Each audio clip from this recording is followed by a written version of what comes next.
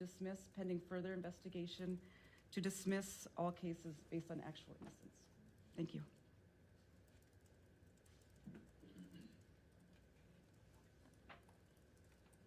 Do representatives of the exonerees wish to give a statement?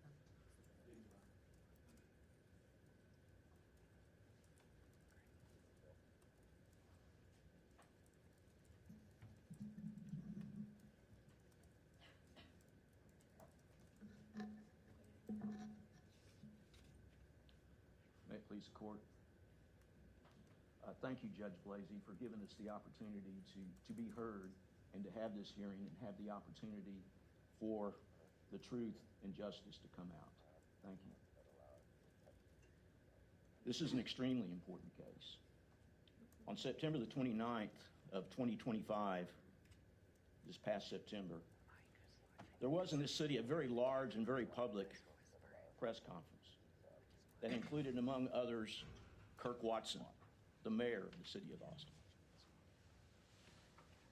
In that press conference, it was announced that there is now, and I quote, overwhelming evidence, unquote, that the yogurt shop murders had been committed by a single perpetrator, Robert Brashears, a man now known to be a serial murderer. Brashears acted alone and in fact had committed at least one murder prior to the yogurt shop murders and had gone on to commit several more murders across the southern and central United States. Always acting alone. Sometimes, as in this case, there were multiple victims. Sometimes, as in this case, he tied the victims with their own clothing. Sometimes, as in this case, he sexually assaulted a young girl. Sometimes he would wield two firearms, as in this case. Sometimes he set fires to destroy the evidence, as in this case. Always acting alone. The victims, as far as we know were always women. Therefore, Robert Springsteen, Mike Scott, Forrest Wilburn, and Maurice Pierce are innocent and always have been innocent. Since that press conference and announcement on September the 29th, Detective Jackson has continued his investigation, and the evidence of Brashears' guilt and the innocence of Springsteen, Scott, Wilburn, and Pierce remains overwhelming. You will hear from Detective Jackson,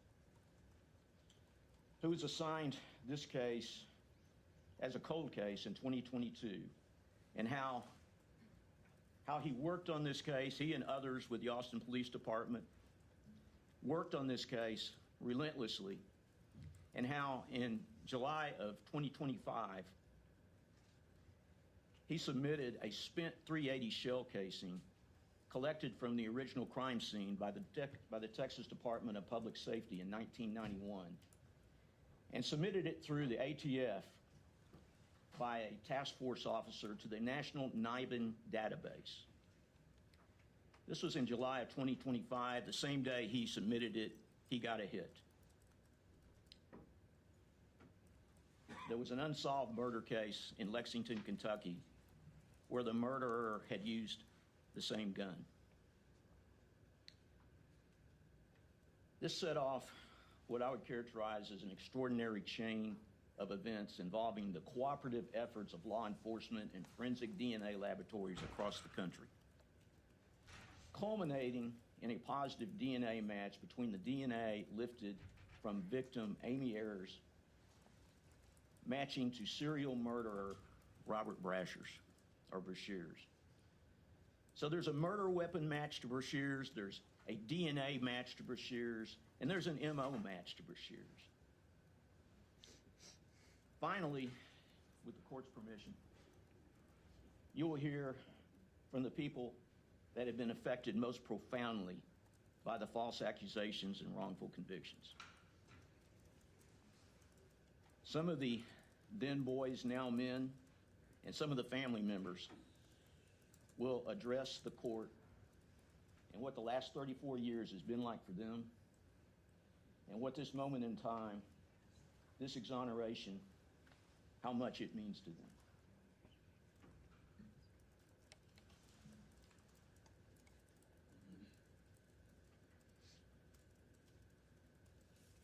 Ms. Fairley, would you like to?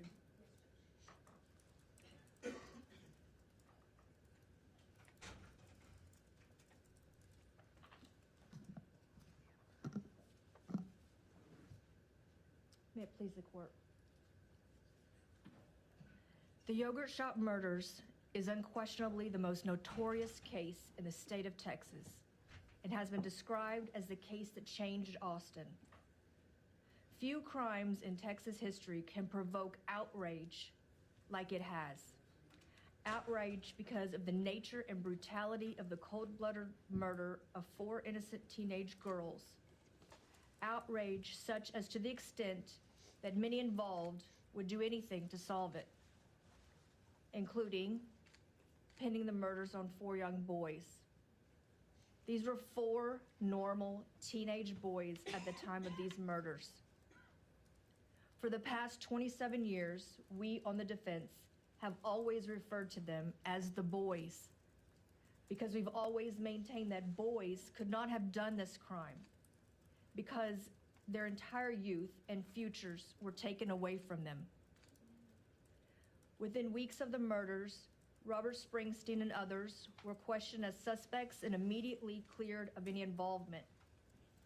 It wasn't until 8 years later that Robert Springsteen was prosecuted. Not because of any evidence, as there was and never has been any evidence that links any of them to this crime, but because of biased and corrupted investigation. An investigation that eventually resulted in a coerced false confession. Coerced confessions where they were manipulated, lied to, and fed details. Obtained after relentless, lengthy interrogation sessions that included telling Robert that the reason he didn't remember details of the crime is because the crime was so horrible that he had psychologically blocked it from his mind. Those interrogating him then helped him recover his memory of the crime by literally feeding him the details that he eventually remembered. It was this confession of which was the sole reason for his conviction. Robert Springsteen was sentenced to death. He spent 10 years in prison and on death row, up to 23 hours a day in a cell with no human contact. Let us not forget that he could be dead right now, executed at the hands of the state of Texas. The Texas Court of Criminal Appeals reversed Robert Springsteen and Michael Scott's convictions because their constitutional Sixth Amendment rights were violated. The case was then remanded for new trials.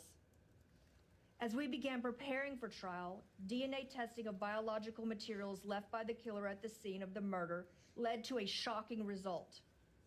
The DNA revealed that a full YSTR profile that matched neither Robert Springsteen nor his co-defendants, nor any of the other nearly 300 men tested either as suspects or for contamination. The district attorney eventually dismissed the case expressly because of the surprising results of this DNA testing. Testing that precludes Robert Springsteen's participation in the crime under any rational theory of the murders ever contemplated by law enforcement in the quarter of century they've had to think about this case. And although the state dismissed the charges, the cases remained open, pending further investigation, and hanging over all of their heads. For 27 years, Robert Springsteen and the boys have fought to clear their name, and the state has fought us on this all the way. Robert has maintained his innocence from the beginning, even when offered a deal if he would testify against the others, and he refused. When he was sentenced to death, he lost all hope. He lost hope that the real killer would ever be found, and he lost hope in the criminal justice system. The cause of this case and why we're here isn't because of just one police officer or one ADA. It is because of systemic failures perpetrated over the years by many. Robert Springsteen and the others are victims of a miscarriage of justice, where the evidence, the science, and the truth all point to their innocence. These convictions should also provoke outrage. Make no mistake, this can and will happen again unless we pay attention here, identify the investigative failures, and force our system to focus not on obtaining convictions, but on the pursuit of truth. This case needs to change Austin. It needs to change Texas. It needs to change how cases are handled. It is truly a miracle that we are here. A miracle that has come too late for Maurice Pierce and has been denied for too long for Robert Springsteen, Michael Scott, and Forrest Wellborn. We are grateful for this meaningful opportunity to establish what is demonstrably true, that Robert Springsteen and the other boys indeed are actually innocent, and ask that they be exonerated and restore their good names. Thank you. Mr. Diaz, would you like to give an opening statement?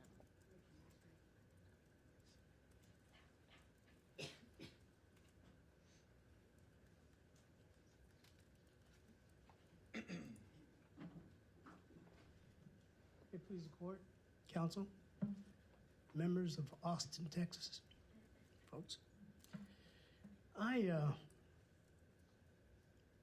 don't normally write the opening statement, and I did today because I talk a lot. This case has impacted me and Mike Scott in ways no one will know. But as I was driving here to speak with you, it occurred to me that while I was at the University of Texas, at the law school, that I had seen words engraved and emblazoned on the tower and on the law school. And I had a vague recollection of those words, but I couldn't quote them, so I wrote them down. I'm 68.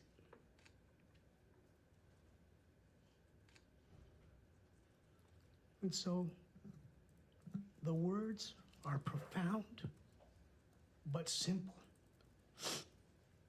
On the UT Tower, it says that they may truly and impartially administer justice. And on the tower it says, ye shall know the truth,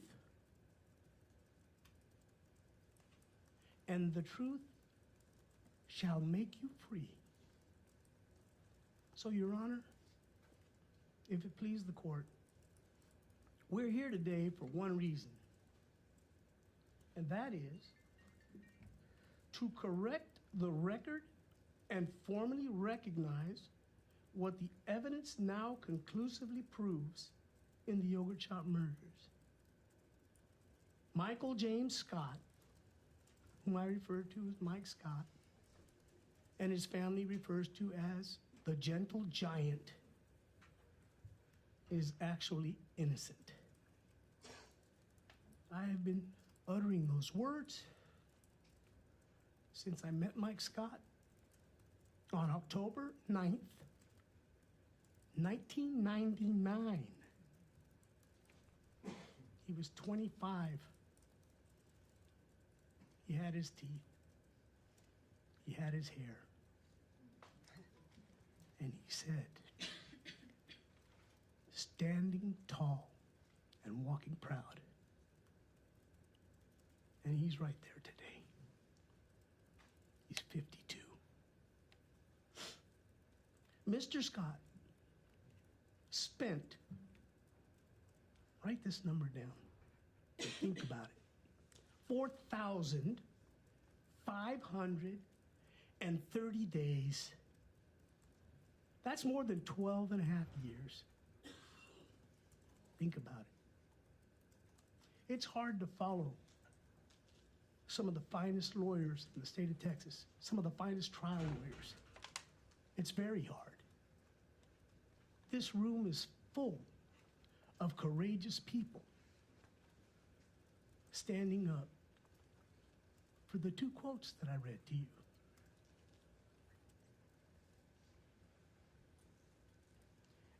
Mike Scott was incarcerated in administrative segregation. My wife asked me, "What is that?" I told her, "My love, that is what most folks refer to as in the hole, solitary confinement." And I remember seeing Mike in the shackles in a cage as if he was something out of Silence of the Lambs. Don't watch that show. It's horrible, it's inhumane, and it's ugly. But Mike stood tall, and he walked proudly, even as he had to shuffle with the chains. Mike was convicted in 2002. He was represented by some of the finest criminal trial lawyers in the state, if not the country. My colleague, Carlos Garcia. I'm going to say that again because the phone rang. My colleague, Carlos Garcia, from whom I owe a debt of gratitude. And my esteemed colleague, and one of the 6 best friends I have next to Mike Scott, Mr. Dexter Earl Guilford. He was convicted in 2002, only to have that conviction reversed by the Texas Court of Criminal Appeals in 2007. But what we present here today, it goes much more beyond some procedural reversal.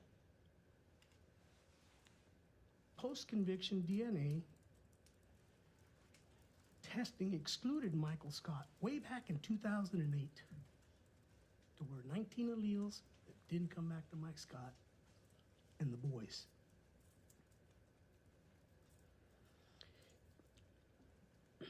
The exclusion wasn't speculative.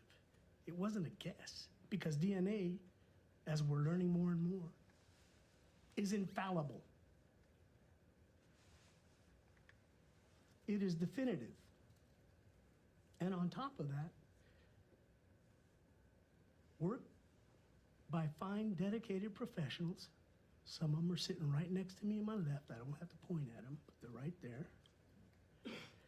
They did critical biological testing, and they did subsequent ballistic analysis, and comprehensive investigative findings have now confirmed one thing.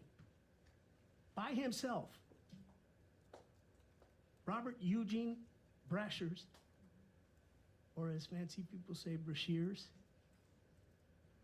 he committed the crimes. He killed these 4 girls. And Lord knows, he has to be paid for it.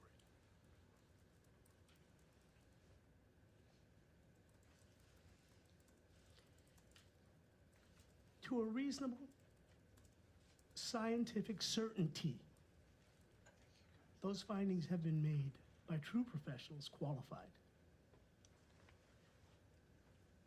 The Austin Police Department has publicly announced that very conclusion. The state has bravely filed, an amended motion acknowledging no credible evidence exists that inculpates Mr. Scott. That's brave, and they're to be commended for that. This is not the case of insufficient evidence. It's not a case of reasonable doubt. This is a case of actual innocence. We can say those words, actual innocence. The investigation is complete. The science is conclusive. The record is clear. No reasonable juror, in light of the DNA and ballistic and investigative evidence, could ever convict Mike Scott.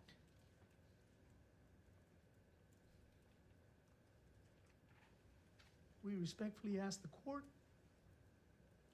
to supersede the 2009 dismissal that was entered pending further investigation, and to dismiss all the causes with prejudice, and to enter formal findings declaring that the evidence now establishes beyond question that Michael James Scott is actually innocent. I have made that clarion call, and there has been a hue and a cry. Some of you protesting, release Mike, the posters. Nobody listened. Today, by the grace of God and the wisdom of our judge, Mike Scott will be declared innocent and exonerated. Thank you very much. God bless you all. Would the state of Texas please call its first witness? Detective Jackson, please come forward. Just raise your right hand. Do you solemnly swear the testimony which you may give in this case, nothing but the truth, and nothing but the truth? Please have a seat on the witness stand.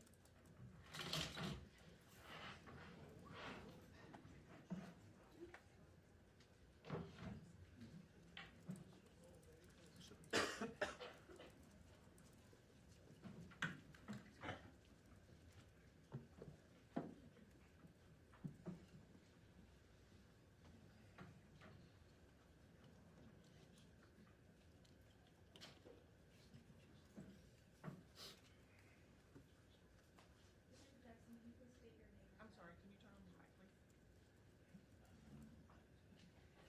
Detective Jackson, can you please state your name and badge number for the record? Yes, it's Detective Daniel William Jackson. And my badge number is 7853. And where are you currently employed? I'm currently a detective with the Austin Police Department's Cold Case Homicide and Missing Persons Unit. Let's go back and talk about your history for a little bit. You have a graduate degree, is that correct? Yes, ma'am. And what is that degree in? It's a Master of Arts in Anthropology. Okay, and did you have a subspecialty? Yes, in Forensic Anthropology. And what exactly is forensic anthropology? It's the application of physical anthropology, the study of the human skeleton, and it applies to the field of forensic science. And what year did you get that degree? In 2005. And what was your first job after you finished school? In October of 2005, I was employed by the Travis County Medical Examiner's Office and stayed there for approximately 9 years. And what were your responsibilities there? My primary job was an investigator, a crime scene or death investigator, as they're often called. However, given my background in anthropology, they didn't have an anthropologist on staff. They had me do a dual role where anytime we actually had a skeletal remains case, I would sort of break off from my normal duties and handle those cases. And as part of the Skeletal Remains Project, you worked with the DNA lab at the University of North Texas, is that correct? Yes, that job also sort of morphed into, I began, I guess you could say, managing all the unidentified remains cases that had amassed over the years there at the ME's office. And part of that, to get those people identified, is working with the University of North Texas to do DNA testing on different samples for CODIS or familial testing on missing persons. And so is it fair to say that you have much more than a rudimentary understanding of DNA? I'd say so, just because it became part of my job, and it has been for the last 20 years. And approximately how many deaths did you investigate while you were at the ME's office? I authored over 4,000 reports. And what year did you leave the ME's office? I I left in July of 2014. And from there, you went to the Austin Police Department. Yes, in August of 2014. And eventually, you became a homicide detective. Yes, I promoted a detective in the spring of 2020 and was assigned to the homicide unit. And you moved to cold case mid-spring 2022. Yes, I think it was late May of 22. And what case did your sergeant assign you? On the first day, he sat me down and asked if I would take over this case, the murders of Eliza Thomas, Amy Ayers, Jennifer and Sarah Harbison, that everyone refers to as the yogurt shop murders. Have you reached a conclusion as to who you think committed the murders? Yes, I have. And who is that? Robert Eugene Brashears, or Brashers, I say both ways. And are there members of the team that you worked with here in court today? Yes. Your Honor, at this time, I'd like to recognize Lieutenant Becky Briegel of the Austin Police Department Cold Case Unit, Sergeant Melanie Rodriguez of the Austin Police Department Cold Case Unit. I'd also like to recognize Mindy Montford, formerly of the Texas Attorney General Cold Case Unit lead. And there are other members of the team who couldn't be here today as well. Many more, yes. This was a huge effort. Yes. Let's go back to the beginning of the assignment. You're aware that 4 people were arrested for the yogurt shop murders in 1999, correct? Yes, ma'am. Forrest Wellborn was 15 years old at the time of the murders. Is that right? I believe so, yes. Okay. And a grand jury did not return an indictment for him. Correct. Maurice Pierce was 16 years old at the time of the murder, and his cases were dismissed prior to his trial. Is that correct? Correct. Robert Springsteen was convicted and sentenced to death. Yes, ma'am. And Michael Scott was also convicted in 2002 and sentenced to life without parole. Yes, ma'am.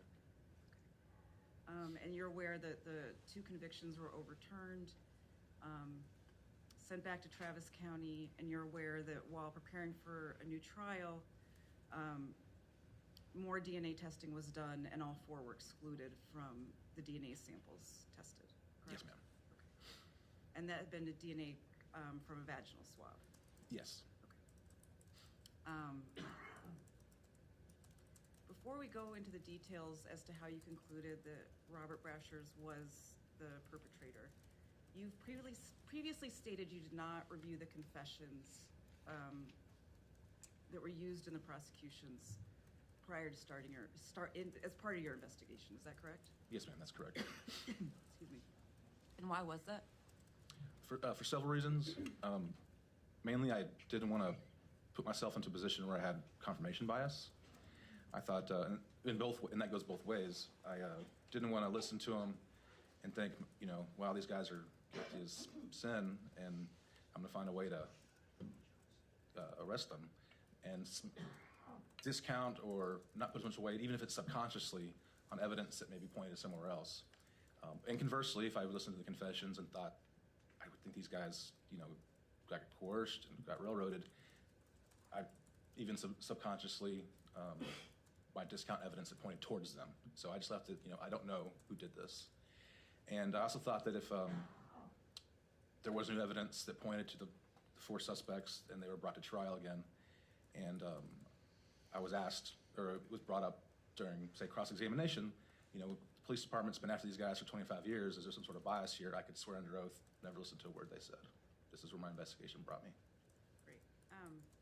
And scientists sometimes call this a bias mitigating strategy. Is that correct? Yes. And did your investigation uncover any forensic or physical evidence connecting any of the 4 to the murders? No. Did your investigation uncover any evidence connecting the 4 to Robert Brashers in any way? No. And your conclusion today is that the 4 were not involved in the murders, correct? That is correct. And you concluded that Brashers was the perpetrator based primarily on DNA, ballistics, and modus operandi evidence? Yes. Your Honor, at this time I'd ask for permission for Detective Jackson to have a narrative presentation at this time. Yes, you may. I'm sorry, who said no objection? No objection, thank you. Detective, you may proceed in a narrative fashion. Okay. Thank you, And pull the microphone up just a little bit, the tip of it. There, Is that better? that's better, Okay. thank you. So we're going to walk you through a PowerPoint presentation here. It's very similar but slimmed down from the press conference we held in September. And I believe the state will stop me at different points to get clarification on things. So we all know why we're here today. This is just a picture of the outside of the yogurt shop, how it looked the morning after. Looks very similar today, except it's a nail salon. But as you can see here, there was already a memorial being started for these girls. And let's not forget today, while we're here as well, 4 lives were lost tragically that night. And Eliza Thomas, Amy Ayers, Jennifer Harbison, and Sarah Harbison were brutally killed, and their families have been frozen in time for 34 years. Here's just a sort of an overall bird's eye view diagram of what the yogurt shop looked like. It's your standard sort of retail space in a strip mall. The girls' bodies were found in the back, and that's where the fire started. The front door had been locked from the inside, and it appeared the perpetrator had exited the rear door. So what they knew back then was that the perpetrator came in at or near closing time, and the girls were later found by the fire department nude, tied up with their own clothing, and with bindings and ligatures. There was evidence of sexual assault. All 4 girls had been executed. They were shot in the head with a .22 caliber pistol. Amy Ayers was shot a second time with a .380 semi-automatic handgun, and then the building was set on fire. So you have to remember this is 1991. DNA technology was just coming around, but they did have the foresight to go ahead and collect swabs from the girls, both at the scene and then later at the autopsy the next day. One of the only other pieces of evidence that was recovered was a spent or fired cartridge casing from a .380 handgun, and it was recovered from the floor drain during the processing of the crime scene. But with the fire and the water, basically destroyed the chance of getting any other type of evidence.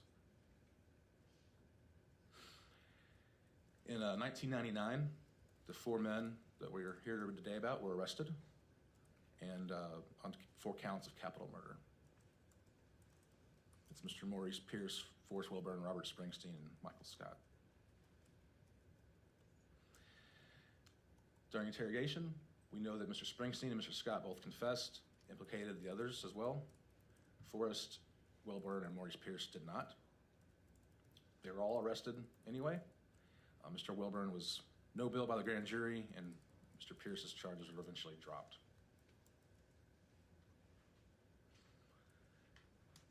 The 2 men who confessed were put on trial separately. Both were found guilty, primarily based on their confessions, with no physical evidence. And we know that Mr. Scott received life without parole. Mr. Springsteen was sentenced to death. And there was still no physical evidence to link these men to the crime. We know that in 2006 and 2007, respectively, the Texas Court of Criminal Appeals granted them new trial. So in preparation for this trial, the district attorney's office and the police department decided to try to get physical evidence that would shore up this case. And by this time, there had been a new technology that had sort of arrived called YSTR DNA testing. YSTR, do we want to go into? Yeah, can you just describe it briefly? Sure. So YSTR testing, one second, is a form of DNA testing that only looks at genetic material found in certain locations on the Y chromosome. So that's the male chromosome. And it only looks for specific, particular locations, so that each case, say you're looking at 16 genetic points, the same 16 for each test you do. And at this time, 16 was a complete profile. We have more now, but at that time, one of the swabs that was taken from a sexual assault kit found a YSTR profile, and it excluded all 4 of the young men.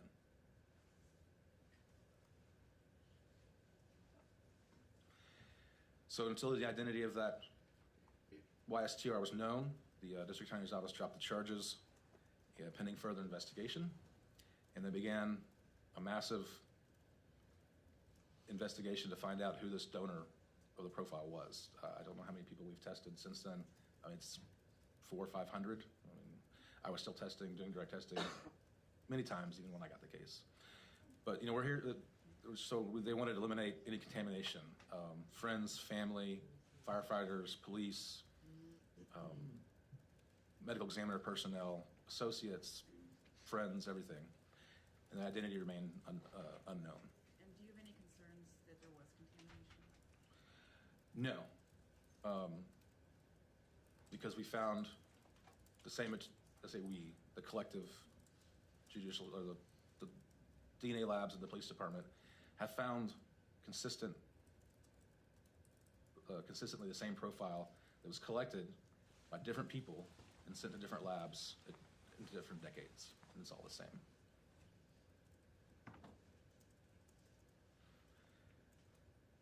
One of the problems with the DNA testing is that we didn't have a whole lot, right? The destruction of the fire, the technology back then, even since 2008, you're talking about very, very low quantities of DNA. This is not something that we can just put into a database and a name pops out like you see on television. In 2018, technology had advanced when it comes to YSTR testing, and these some of these DNA extracts were sent to Signature Science, and a more complete profile was returned. More markers were identified, but we still didn't know who this person was. And at this time, it went up to 25 or 26 markers? It's 25, and then at 2 loci, there's a double allele. So, yeah, 25 to 27 markers, depending on how you want to phrase it. And nothing changed in terms of 4 remained excluded? This continued to exclude all 4. It was the original 16 and plus another 9, but those 9 didn't still excluded. I came on the case in 2022 and spent a few months sort of getting caught up to speed on what we have, what we didn't have. But one of the things I did, and this is Mindy's idea, Mindy Munford, is she was hosting a cold case conference at the AG's office, and she had the idea of, well, we've got all these subject matter experts in one room. Why don't we all sit down and go over what we have, and maybe we can get some ideas of how we can push this case further along. And they all agreed. I mean, I think half of them changed their flights to stay the other afternoon. And we sat at a big conference table, and we went over spreadsheets, chain of custody logs, evidence logs, pictures, and sort of brainstormed what we could maybe do. What do we have, and what can we do with it? And so that was sort of the testing strategy moving forward. Was that we met with these experts. It wasn't a set quarterly or whatever, every few weeks, months, whether it's in person or Teams or just texting.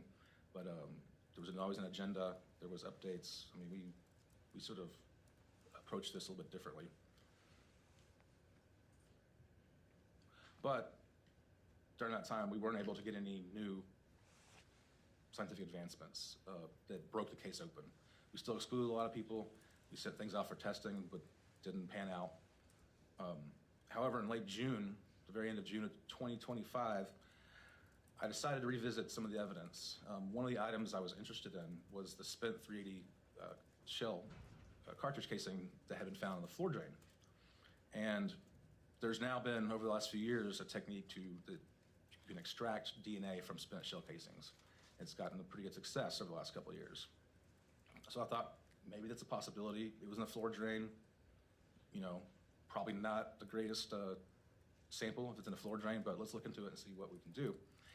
And I wanted to make sure I could follow chain of custody and knew where this casing was. Do we have it? Does the state lab have it? Where is it? And so through the chain of custody, I saw that, yes, we still had possession of it, but also there was a note that it had been submitted in 1997.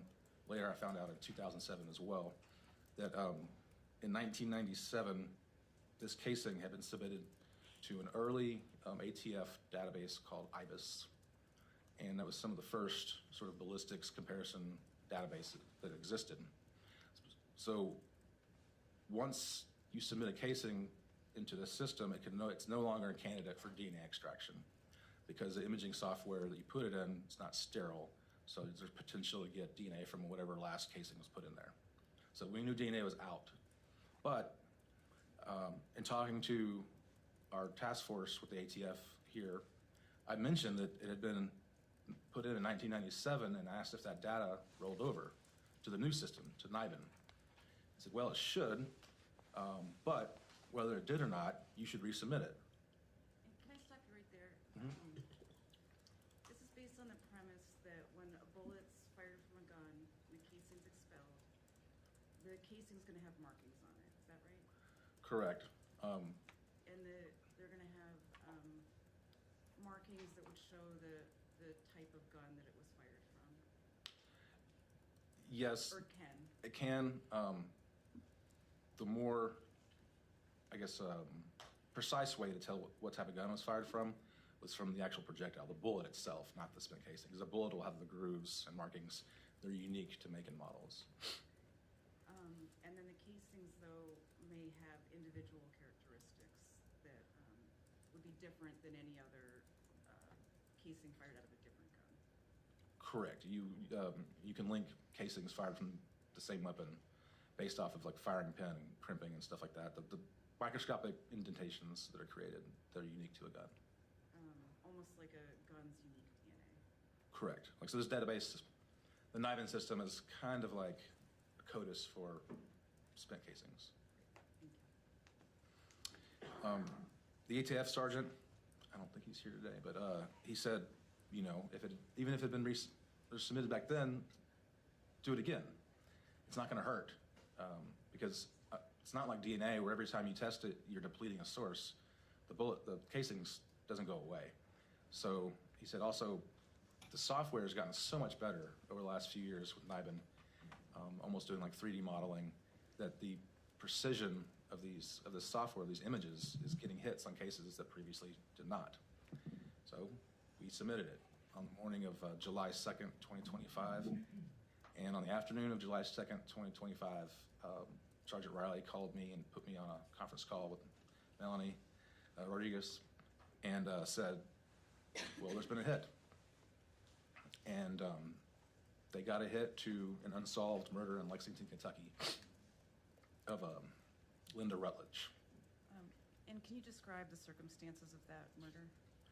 Yes, Linda was found murdered in her parents' business. It was a hearing aid store, and it was in a strip mall in Lexington, Kentucky. This was November of 1998, so 7 years after ours. And she was found in the back of the business. She had been shot in the head with the same .380, and she was found nude, and the building had been set on fire. The door was locked from the inside, and the perpetrator appeared to have exited the back and stole her car. And had she been bound as well? Actually, I don't think she was. Yeah, just her clothing was pretty much burned up. There wasn't any clothing left. And then you all traveled to Kentucky, is that right? Yes. So myself, Mindy Monfort, and Sergeant Rodriguez, along with Detective Jednek, we reached out to the guys in Lexington and decided we should all meet up in person and go over our cases. So we went up there for, I think, 4 or 5 days. And we realized the crimes did share a similar MO and modus operandi. A lot of details were the same, and the same gun was used. But aside from that, you know, we were looking at, can we find, is anybody in your case file and my case file, somebody you looked at that pops up both places? Any connection from Texas to the Kentucky case and vice versa, and we could find none. So we kind of left with more questions than answers. So we still didn't know who did. Both were unsolved, and we didn't have any common names in those boxes. So talking with Kentucky, they had, the Lexington Police Department, they had collected evidence for DNA testing, and so they had a testing strategy to move forward. Some things had never been tested before. Was one of those things the sex assault kit? Yes, ma'am. Okay. And I spoke with their state lab, and I said, well, we don't have the CODIS profile but we have a YSTR. Do you have a YSTR? And they said, no, but we can get one. We've got enough DNA, we can type one out for you. I said, great, so we can see if you can further evidence that we're talking about the same guy. And is that because if they had done regular DNA testing, we only had a YSTR profile and we would not have been able to compare the two? Is Correct. that right? Yeah. And so then I asked, well, does your state lab collect Y profiles as routine for like familial testing? Because that's some places do, some places don't. And they said, yeah, we do. And I asked if they could manually search their database, and because it's not an automated system where you just upload it and it gives, it continuously runs and like a CODIS. You have to sort of manually type it in, and then it's no longer there. So like even if the perpetrator was entered the next day, you wouldn't know. So it's only what's been collected so far.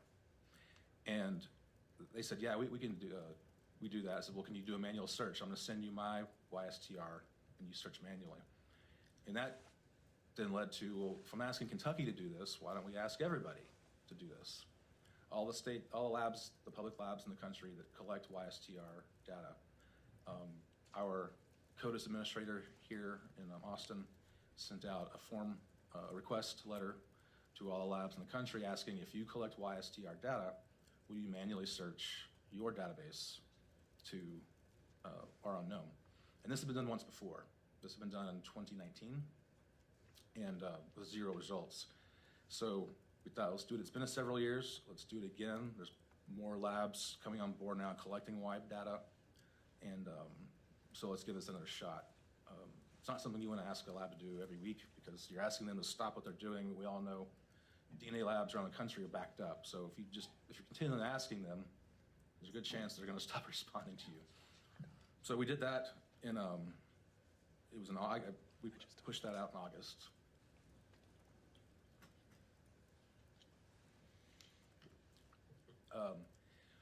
We had one lab, the South Carolina Law Enforcement Division State DNA Lab, that returned a quote hit or match. All the other labs in the country that were collecting Ys at the time returned 0 hits to our 25 marker profile. And when you say match, it means that the 25 markers we had were the same as the 25 markers in the South Carolina YSTR profile. Correct, yes. And their profile was from a solved sexual assault and murder that occurred in 1990 in Greenville, South Carolina. And they had solved that case and had a suspect. This was the first time anyone had asked South Carolina to do this, so it took a couple of weeks to get it done and verify for accuracy and things like that. But they got back to us and said, this is who the profile we have belongs to. And it's Robert Eugene Brashers. And had Brashers ever been a suspect in yogurt before No, you got these results? he was nowhere in our case file. He was nowhere in a lot of case files, but found out later. And most of his crimes were discovered after he died in 99, is that correct? Yes. So I start collaborating with Tim Conroy there in Greenville, South Carolina, and he kind of went over the details of their case. There were some things that were different, but there were some similarities. Can you talk about what the Greenville case, the facts of that? Well, when we first talked that Friday evening that I got the letter, he said, he goes, "You're victim," and I said, "Victims." And he said, "What do you mean?" I said, we have 4 little girls murdered, and because he didn't know the case at all. And he said, "Well, your little girls tied up with their own clothing," and gave me chills. Still does. And he said, "Yeah, that was the same in our case. Brashers tied up Genevieve Zatriki in her apartment, bound her with her pantyhose, strangled her, sexually assaulted her, and then instead of didn't set the building on fire, but he put her in the bathtub and then turned the water on. And I guess to get rid of any potential evidence, and then fled the scene."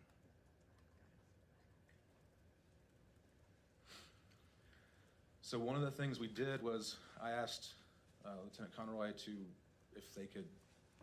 if the South Carolina lab still had biological evidence from Robert Brashers, And they did, so they sent some biological tissue to us, and we had Signature Science do a one-to-one comparison to our Y profile to make sure that, it is the same, to do a direct, to confirm that, and also have Signature Science tell us the population statistics, how common is this Y?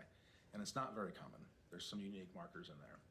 And they estimated that it only occurs in about 0.12% of the population. So we thought we may be, all right, we're on to something now. So just to recap, although South Carolina had a YSTR profile, Signature Science got biological material from Brasher's, created a new YSTO profile out of that to compare with the YSTR we had from yogurt. Yes. Okay. Similar to if you get a hit in CODIS, you still go out and collect a sample from that offender to do a one-to-one to your crime scene. Great.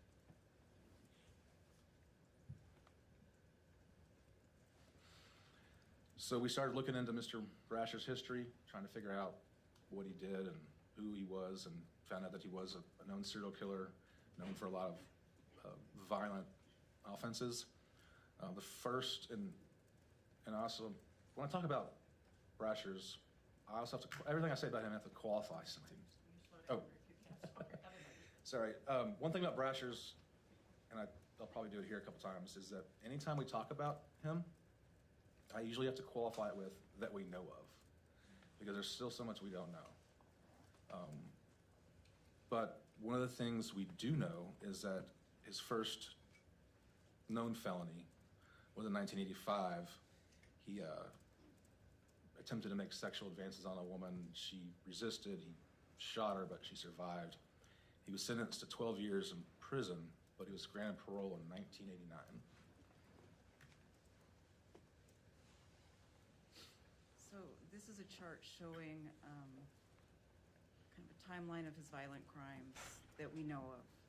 As you stated, there may be more. Let's briefly go through them. After he was paroled in '89, in 1990 was the South Carolina case. Yes, ma'am. And in that case, as you stated, the victim was bound, killed, and then placed in the bathtub to what we think covered his tracks. Yes, ma'am. Okay.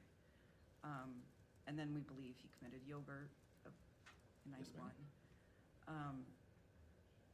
We know he was arrested in 1991, and we'll get to that in a minute. But he was then incarcerated from 92 to 97.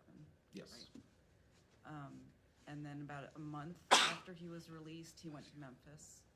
Yes. Okay. What were the basic facts of the Memphis case? He conducted a home invasion where 4 women were inside a residence and displayed a firearm and bound them all with different ligatures, and then sexually assaulted the youngest girl. Okay. And it was 3 adult women and then the mother, including the mother of the 14-year-old, is that right? Yes. And they lived. Yes, they all lived. And we know that he was able to overtake all 4 by himself. Yes. And in their descriptions, he had a gun, they were scared, and he was able to make them tie themselves up and sexually assault the 14-year-old. Is that right? Yes, ma'am. Okay. And then in 1998, we have the Shearer murders. Is that right? Yes. Okay. What were the facts of that one? A man and his son had left briefly to run errands, and they were only gone for about 40 minutes. And when they arrived back at their home, he found his wife and daughter had been tied up and shot in the back of the head. And the youngest girl, Megan, had been sexually assaulted. And she was 12 years old. Yes. And then that same day after he left the Shearer residence, he went to Dyersburg, Tennessee. Yes. About 2 hours later, he attempted another home invasion in Tennessee. And fortunately, the woman was able to get the door closed. He did fire 1 round and shot her in the arm, but then fled the scene. And they were able to link, based off the description of him, they went further, investigated. The Missouri police and the Dyersburg police took the projectiles from both scenes and were able to confirm this was the same assailant. sort of how you were able to connect the yogurt shop casing with the Kentucky casing. Yes. And then that was in March of '98, and then we've got November of '98, Lexington. Yes. And as you described, that was a business that was set on fire. Yes, ma'am. Okay. And then Brasher's committed suicide in January of '99. Yes.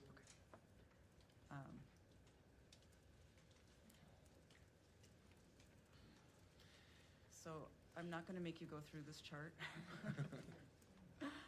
This was put together by Pam Mazak at the Texas Attorney General's office. Yes. This is sort of an association chart of evidence and crimes that we know of. Okay. And this demonstrates, I think, the complexity of the investigation and the amount of evidence that we have against Brasher's at this point. Yes, this chart was a collaborative effort of local, state, and federal investigators over many, many years, including a whole lot in the last few months. But each piece of this puzzle is linked to Brasher's.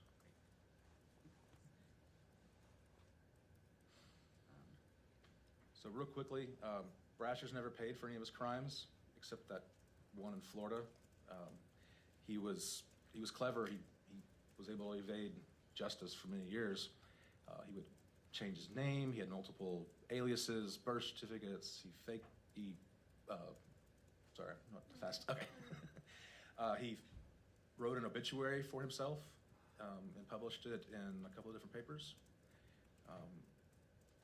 He was in multiple states. He was always traveling. He rarely, that we know of, committed a crime where he lived. And so we wanted to look at, well, he's looking pretty good for our case, but where was he in December of 1991? You know, was he in prison? You know, can we place him in Austin or Texas at all? So we here in Austin started researching Brasher's and try to figure out if we can place him in connection with the yogurt shop. So remember, murders of these girls occurred on December 6, 1991. Well, we found out through record research that Robert Eugene Brasher's was stopped less than 48 hours later leaving Texas. He was stopped at a border checkpoint going I-10 west out of the state near Las Cruces. And during this checkpoint, the Border Patrol agent discovered not only was he driving a stolen truck that had been reported stolen 9 days earlier out of Georgia, but he was in possession of a 380 AMT backup model with that serial number. Now the 380 AMT backup model was what ballistics reports said in all probability was the make and model of the gun used at the yogurt shop. So he's got the same make and model 48 hours later and with that specific serial number that comes in important later. So he's charged with auto theft and felon in possession of a firearm.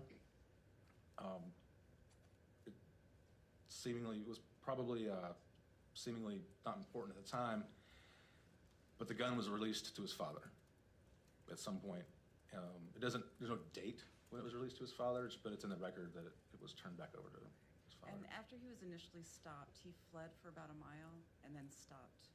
Yes, and then gave up. Do you have any theories, and I know it's nothing we could be definitive about what happened in that mile? My theory is that he knew he couldn't do anything about the 380, but if he was still in possession of a 22, they needed to get rid of it. There's really no reason to flee after a checkpoint and then stop a mile. If you're gonna flee, you keep going. It's very desolate. There's no artificial light out there, so if he threw a gun out the window, you wouldn't see it. And so that was our theory. We have no way to prove that. And they never did an inventory of the other items, any other items in the car, is that right? No, unfortunately, there was no inventory. The only inventory that was done was items missing because the truck was a construction vehicle, and so there was a lot of tools that were no longer there. And there were items missing from the girls. Amy's brother's jacket was missing from yogurt, is that right? Yes. Okay. Okay, but that was never recovered, and we don't know if it was in Brasher's truck because they never did an inventory. Correct. There's no inventory. So, no.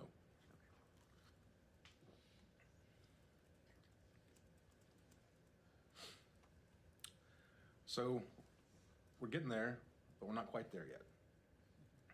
All we have is a Y profile, and there's limitations to Ys. They're good at excluding suspects from cases, but it's really hard to say definitively, or you can't really say definitively if it is that person, because they're not as discriminatory as a traditional autosomal DNA profile for like CODIS, or like, so you can have people with the same Y profiles.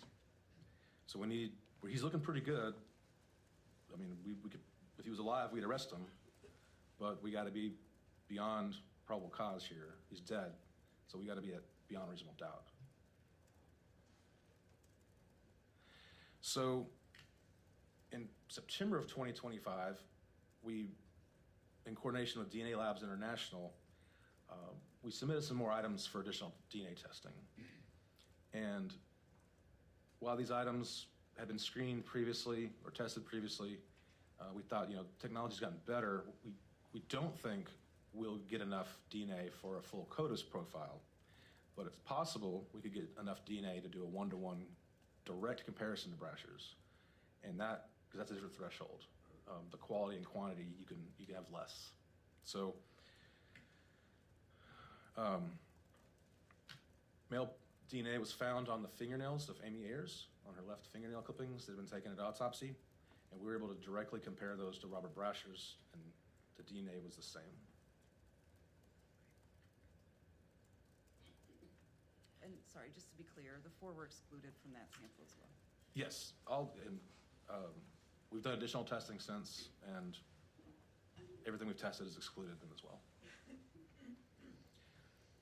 So now we have his DNA, his autosomal DNA, and his Y profile at the crime scene. And we believe, and it's my opinion, that the gun that he was stopped with 2 days later was the gun that was used to kill Amy Ayers. He was released from prison in 1997. His dad was able to get the pistol back. Then we have the Lexington, Kentucky murder in 1998, which was an AMT backup model, and it's the same gun used in the yoga shop. Then a month later, or 2 months later, he commits suicide with an AMT backup model, a .380 caliber pistol, and it's the same handgun he was stopped with on I-10. We know that by the serial number. And when he committed suicide, he'd also been in possession of a 9mm. Yes, he had 2 guns at that time, and he threw the 9mm out the window and chose the less powerful gun. And we know why now, that this gun was his prize, that he shot himself with that .380. And it took him 6 days to die. Yes.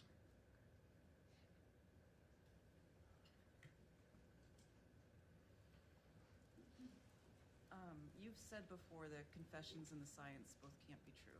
Is that right? Correct. Okay. For example, in the confessions, there's various narratives of some of the 4 being in possession of the .380 after yogurt shop. Correct. Is it your opinion that that's possible based on what you know about the .380? Based on that last slide, no, that is not possible. In the confessions, there's no mention of an unknown male being part of the crime. Based on what you know about the DNA, is that possible? No, the DNA points to one man. And in the confessions, there were confessions to the sexual assaults. Yes.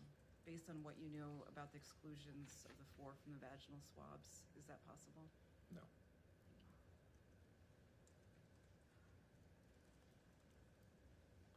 Just a little bit more about him, and then we'll be done with Brasher's, hopefully, for a while. The MO, he's documented to carry more than 1 gun at a time. He ties up his victims, sometimes with their own clothing. He sexually assaults young females. He often shoots them in the back of the head. And in Kentucky, we know it was the same gun, similar details. And now, since Kentucky has worked their case, they have confirmed with DNA that Robert Eugene Brashers is a suspect in that, and then in their murder of Linda Rutledge. So, based on the DNA, ballistics, and modus operandi evidence, it is my conclusion that the deaths of Amy Ayers, Eliza Thomas, Jennifer Harbison, and Sarah Harbison were committed by Robert Eugene Brashers.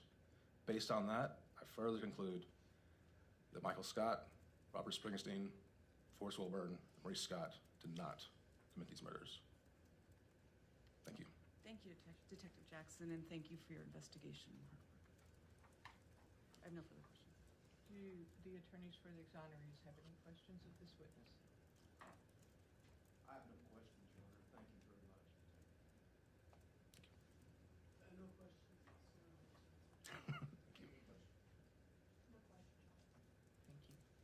Detective, you may step down. Thank you. And does the state of Texas have any other witnesses they wish to call at this time? Yes, Your Honor, the state called Austin Police Chief Lisa Davis.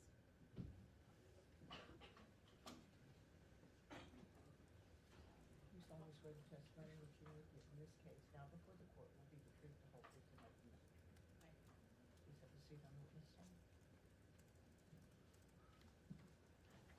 Thank you, Chief Davis. Thank you.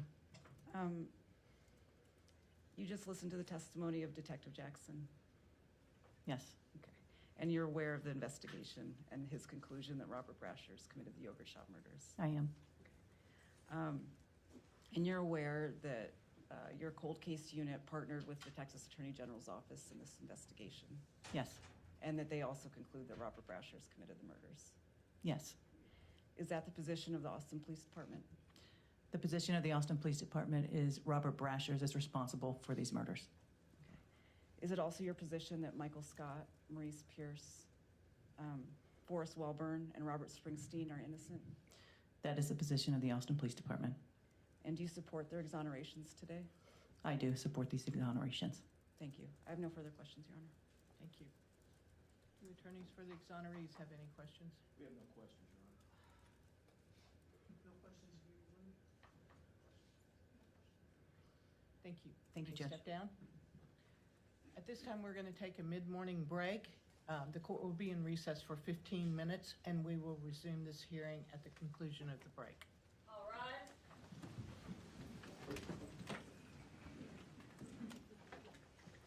Court is now in recess.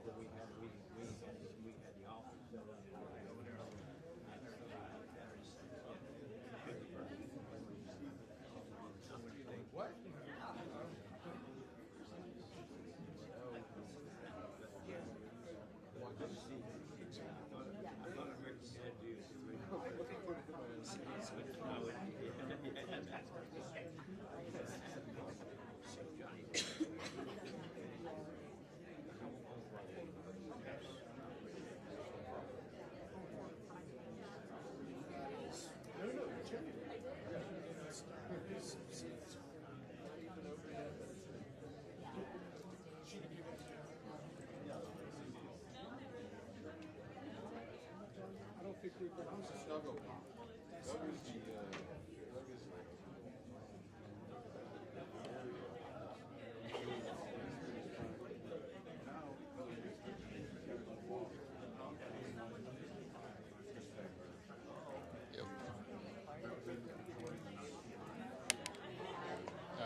Still got 30 minutes left on the first one.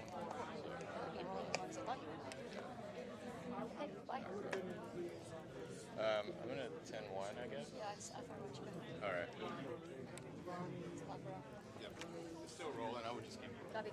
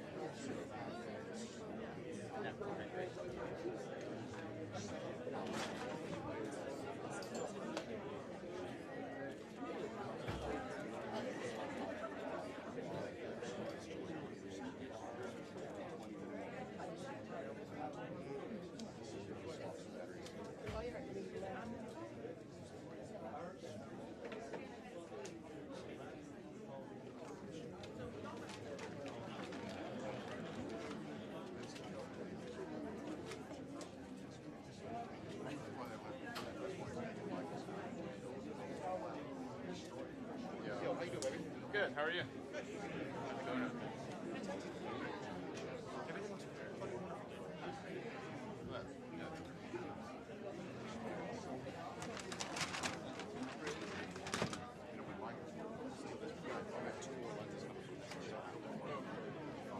We're still in here for the next couple hours? Yeah. Okay. How are you doing on media? I got like 30 minutes left on my first card, 27 minutes, and 140 on the second card. You know, I didn't make sure that it was set to automatic rollover. Okay. Just, I can stop or I can count roll too.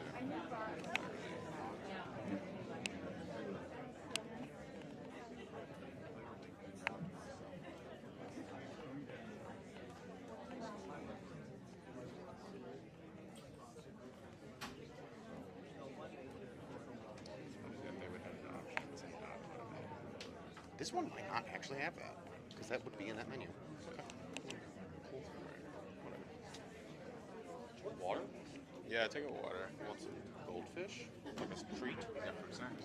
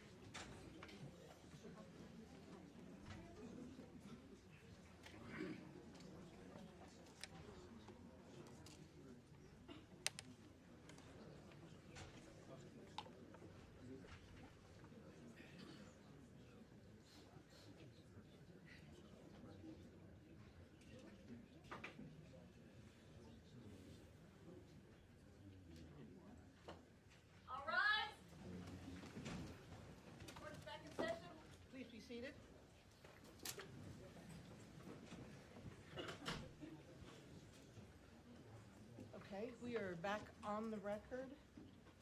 And does the state have any more witnesses they wish to call? No, Your Honor, Okay. And would the exonerees like to call any witnesses? yes, I'll be reading a statement on behalf of Robert Springs. Okay. Do you have a microphone on the table? Oh, okay.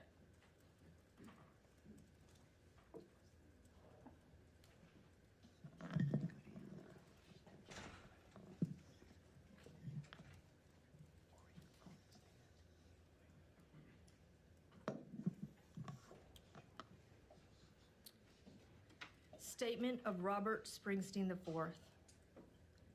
I, Robert Springsteen IV, do hereby provide this written statement on the 19th day of February 2026 to the Honorable Dana Blasey, presiding judge of the 167th District Court, as follows. On or about October 6, 1999, at the age of 24, I was wrongfully arrested and charged for the alleged involvement in the December 6, 1991 murders of 4 innocent girls, Amy Ayers, Eliza Thomas, and Jennifer and Sarah Harbison at the I Can't Believe It's Yogurt shop in North Austin, Travis County, Texas. From the date of my arrest, I adamantly asserted that I was innocent, which only fell on deaf ears due to a coerced confession with no actual evidence of my involvement. My life from that moment of being arrested was turned into chaos and uncertainty after being sentenced to death and placed on death row as an innocent man accused of such a heinous crime I allegedly committed when I was barely 17 years old. After being released in 2009, I have been persecuted every single day by the public and law enforcement, continually being seen as an alleged murderer in their eyes. I have lived every single day since October the 6th, 1999, being seen as a monster for something I did not do. I have suffered 27 years of persecution, repeated harassment, and of trying to exist and survive in this world, which has been a constant daily struggle. 10 of those 27 years being in prison and on death row, kept in solitary confinement with only 1 hour a day to be out of my cell, all while being innocent.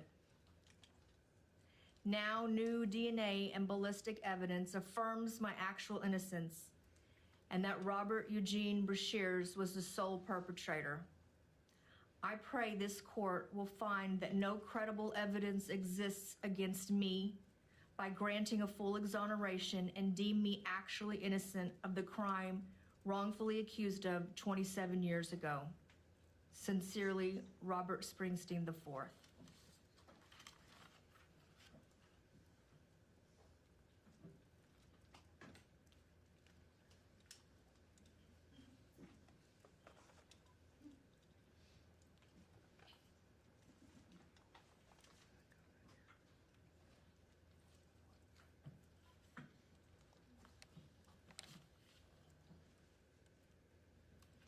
This is a statement of Forrest Brooke Welborn to this honorable court.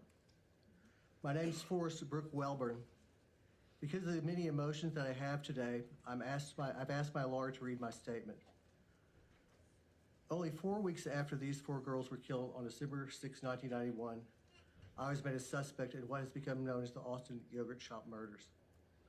Almost 8 years later, on October 6, 1999, I was arrested and charged with killing these 4 girls. Before I talk about the effect these accusations have had on my life, I have to say that I feel so sorry for the families of the victims of this horrible crime. It must be a terrible thing to lose a child, especially in such an awful way. I wish them peace and a chance for closure now that the true killer has been identified. From the very beginning, and for almost 35 years since I was first accused of this crime, I have always maintained my innocence. I have never claimed or stated that I was involved in the murders in any way, because I wasn't. I have never said that Maurice or Michael or Robert committed the murders. The testimony given by Detective Dan Jackson here in court today conclusively shows that I am innocent of this crime. His testimony also shows that Maurice, Michael, and Robert are innocent of the crime. Detective Jackson's testimony proves that I have always told the truth. When the murders happened, I was 15 years old. At that time, I had only one person who I would call a friend. That was Maurice Pierce. The Austin Police Department detectives put so much pressure on Maurice to confess, more pressure than Maurice could handle. So the person I thought was my best friend told the APD detectives that I was involved in this crime. I believe that Maurice said this just so the APD detectives would let up on him. I believe Maurice was scared to death. The APD detectives made my best friend implicate me in this heinous crime, and I lost the one friend that I had. Despite being innocent of this crime and having nothing whatsoever to do with it, my life was dramatically changed long before I was arrested in 1999. Once I was made a suspect in 1992, I was unable to continue going to school. I tried twice to complete the 8th grade, but was unable to continue attending school because of the things that people said to me and about me and how they treated me because they believed that I was one of the killers. Because I was made a suspect in these murders, I lost the opportunity to obtain an education. I also lost the opportunity to have a normal social life. As soon as someone knew that I was accused of this crime, they would stop talking to me and alienate me. Some people have even become hostile toward me, believing that the accusations against me were true. Because I was accused of this crime, I lost the opportunity to have a relationship or start a family of my own. The relationships I've had over the years have maybe lasted 6 months at the most. Not only did I lose the opportunity to get an education or have any kind of a social life, I have also been frequently harassed by law enforcement officers, especially in Travis County and Caldwell County. Not long after the murders happened, APD detectives would pick me up as I was walking to school in order to interrogate me and try to convince me that I was guilty of a crime I had nothing to do with. I was just a 15-year-old kid when I was first accused. I had no idea what rights I had. The APD detectives knew I was a minor, but didn't tell me I had the right to have my parents and a lawyer present when they questioned me. Even though they knew or should have known not to question me without my parents or a lawyer present, they did anyway. They knew that because I was a child, I would comply with their demands and answer their questions. On one instance, APD detectives even took me to the burned remains of the yogurt shop and tried to convince me to confess that I committed the crime. They knew or should have known that their actions were violations of my civil rights. They knew or should have known that their actions were wrong. Through the 35 years since I first was accused of these crimes, harassment by law enforcement became my norm. On most occasions, for example, when I've been pulled over, usually for no reason or a minor traffic offense, I've been asked to remain in my vehicle by the officer pulling me over so the officer could obtain backup. When the backup officer would arrive, both officers would typically approach my vehicle with weapons drawn. In addition to being pulled over for no reason, I've been wrongfully detained and beaten by police officers on numerous occasions. After having to quit school, I had to find a way to make a living. I enjoy working on cars and motorcycles, so I started a repair shop in Lockhart. But like the law enforcement officers in Travis County, the Lockhart police seemed to believe that because of the accusations against me, they were authorized to harass me, and they did. It was commonplace when I lived in Lockhart to be pulled over by law enforcement almost once a week. I was periodically arrested on no evidence and incarcerated even though the law enforcement officers knew or should have known that my conduct was not criminal. As you can imagine, it was impossible to develop a good reputation as a businessman when I was being arrested on a regular basis. I tried to develop my repair shop at 2 locations in Lockhart. My efforts ended when I was arrested in 1999 after formal charges were made against me by the Travis County District Attorney's Office. On the day of my arrest, I was taken from my place of business without even being given the opportunity to lock the doors to my shop. By the time my family was able to raise the bond to get me out of jail and I was able to get back to my shop, all my tools had been stolen. Over the last 35 years, I've tried different jobs. Because of the accusations against me, I found it difficult to keep jobs because of my undeserved reputation. So I've tried to find jobs where I work for myself. When I could not find work, I've had to live on the streets or out of my car. I've had to go my entire life being treated as a guilty murderer by the public and by law enforcement. I'm thankful that today I'll be declared innocent of a crime I had nothing to do with. Despite the fact that actual murder has been identified and that there's no support or evidence to support the belief, unfortunately, in the minds of some, I will always be thought of as a murderer. This is wrong, but it's the life that I have to live. In closing, I want to thank Detective Jackson for solving this crime. I hope that the work in solving this crime brings peace to the families of the girls. I'm hopeful that being declared innocent of this crime today brings peace to me too. Thank you. Mr. Goodson, do you have a witness you would like to call?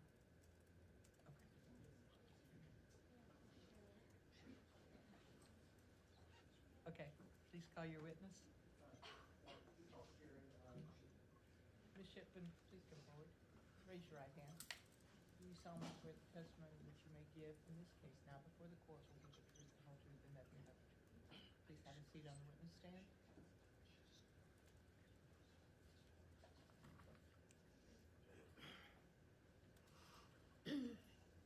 I'm Sharon Shipman. Forrest Webburn is my youngest son, my youngest child. First, I want to thank DA Jose Garza and Detective Dan Jackson for following through to the resolution of this case. Also want to thank the Innocence Project of Texas, especially Michael Ware, and attorney Steve Goodson for their support and assistance in this process of legal innocence and exoneration. Additionally, Robert Eisenhower Ramirez, may he rest in peace, and Linda Eisenhower Ramirez, who were God's blessings to us after Forrest's arrest in 1999.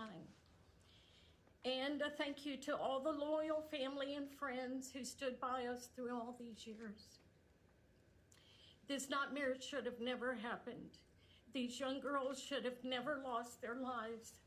The nightmare for my son Forrest and our family should have never happened either. Forrest never confessed to this crime, as you've heard, nor did he say he knew others who were involved. While he wasn't put through a legal trial or convicted in court, he was harmed by the interrogations, the arrest, 2 months in jail, and the certification hearings. He has suffered immensely for 34 years, not only from the policing and legal system, but also because he was convicted by much of the public and media. I'm so proud of Forrest for never wavering on his innocence in this horrible crime, even when he was often pressured to save himself by confessing. He was offered a plea deal by the assistant DA if he would tell them what they needed to hear. Not the truth, but what they needed to hear.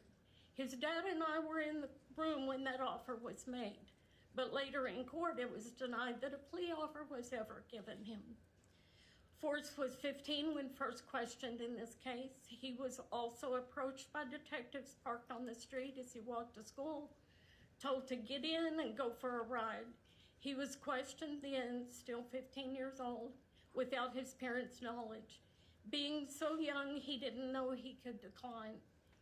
He was also devastated about these murders, afraid of what had happened in his neighborhood to girls his age and some from his school.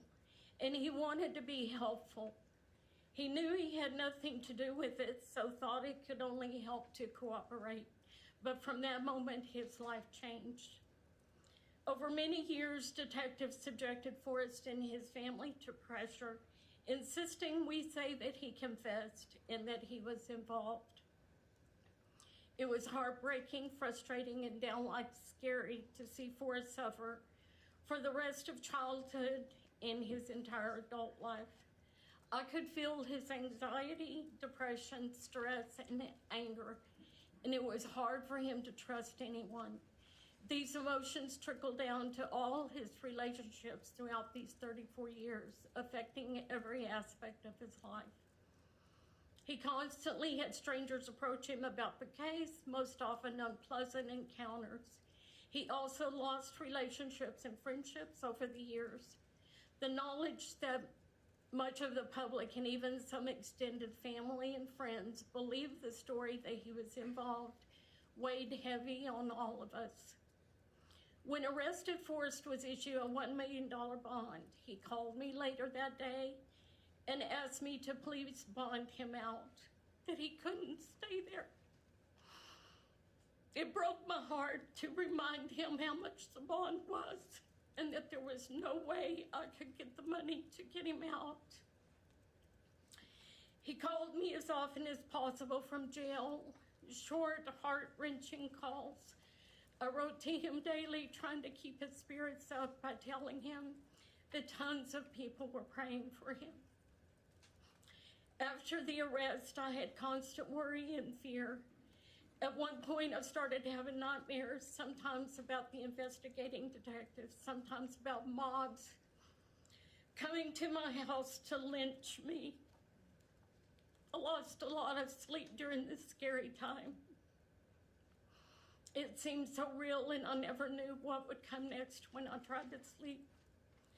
My privacy was invaded, and I felt my safety at risk. I was married when Forrest was arrested, but the stress and emotions were too much. We separated and later divorced.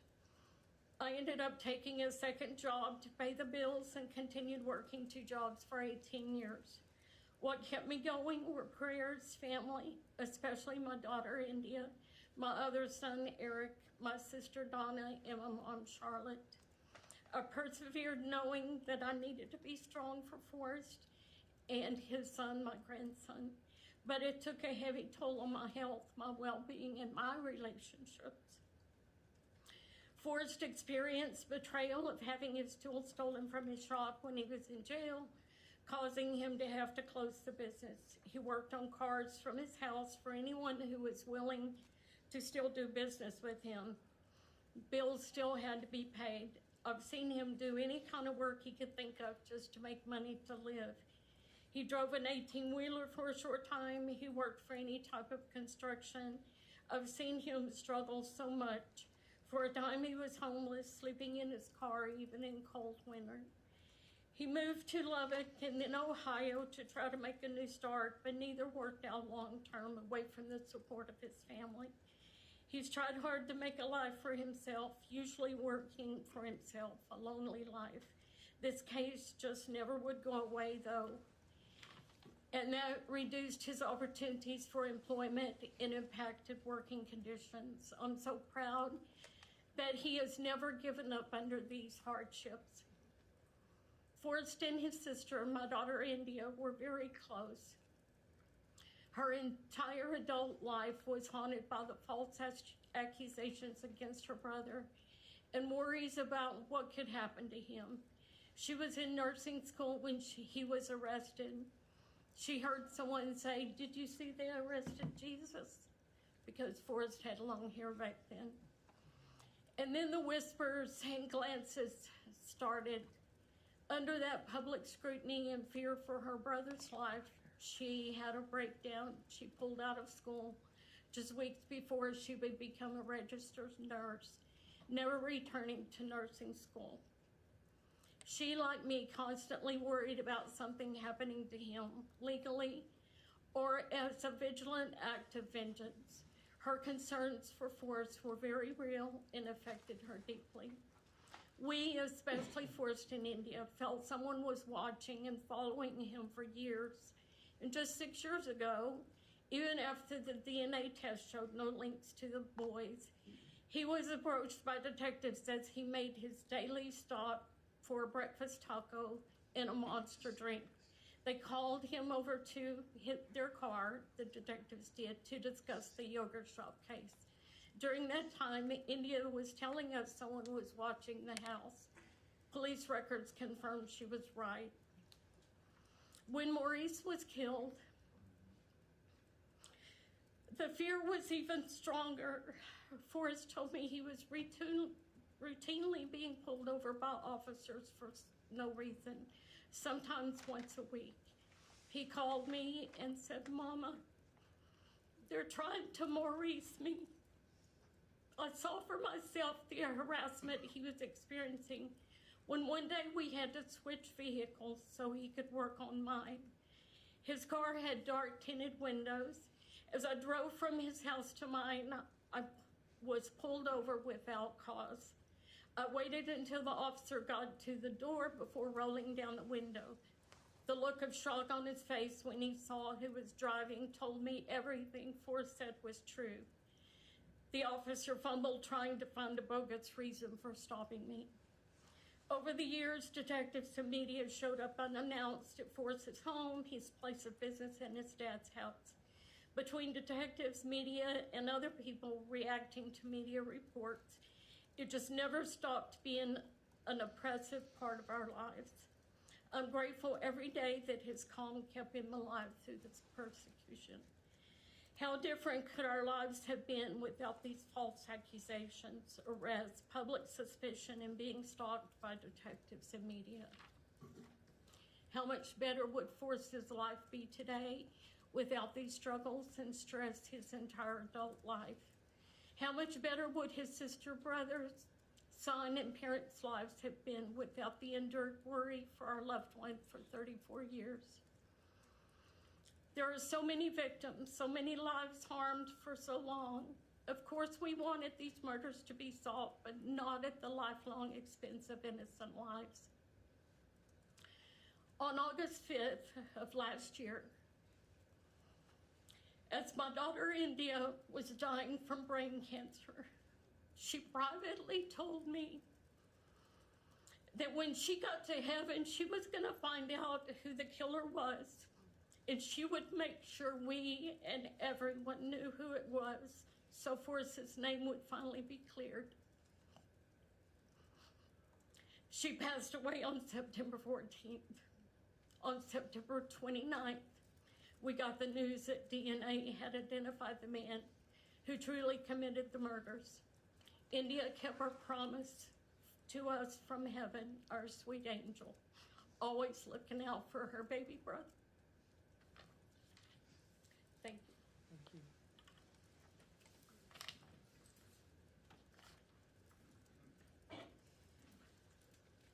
Mr. Diaz.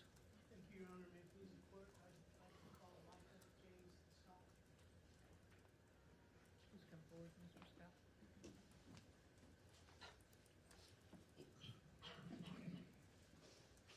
Please have a seat on the witness stand.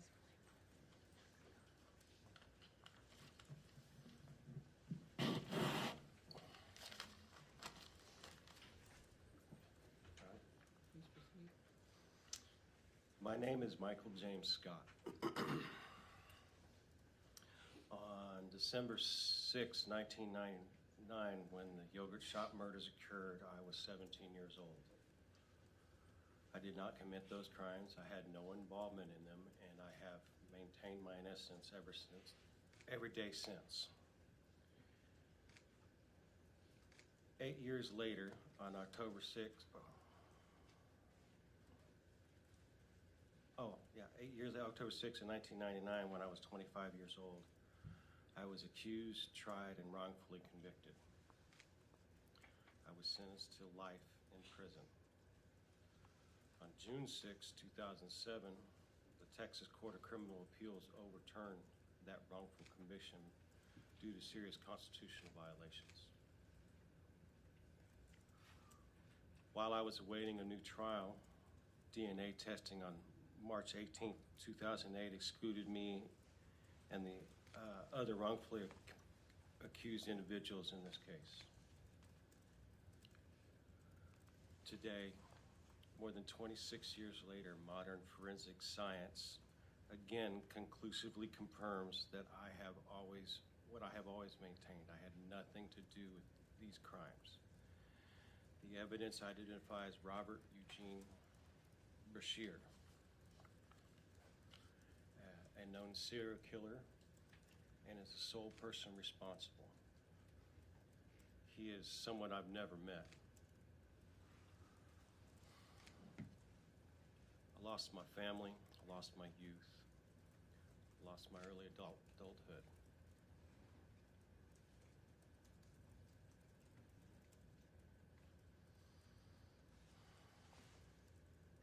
My My daughter was just 3 years old when I was arrested.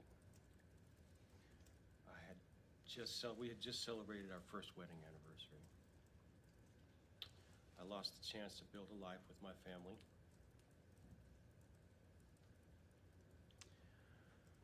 When I was finally released, the relationship I once had with my wife just wasn't there. That ultimately led to our divorce. For decades, I have carried the burden of wrongful conviction. Every day I have carried the weight of a crime I did not commit.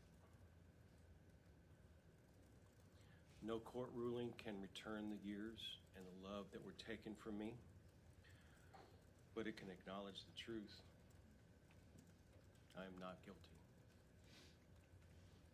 Your Honor, I respectfully ask the court to formally recognize my innocence and allow the record to reflect the evidence now confirms that I did not commit these crimes. Michael, Thank you for your time, ma'am. I'm going to ask you a few questions about some exhibits. Is that going to be okay? Sure.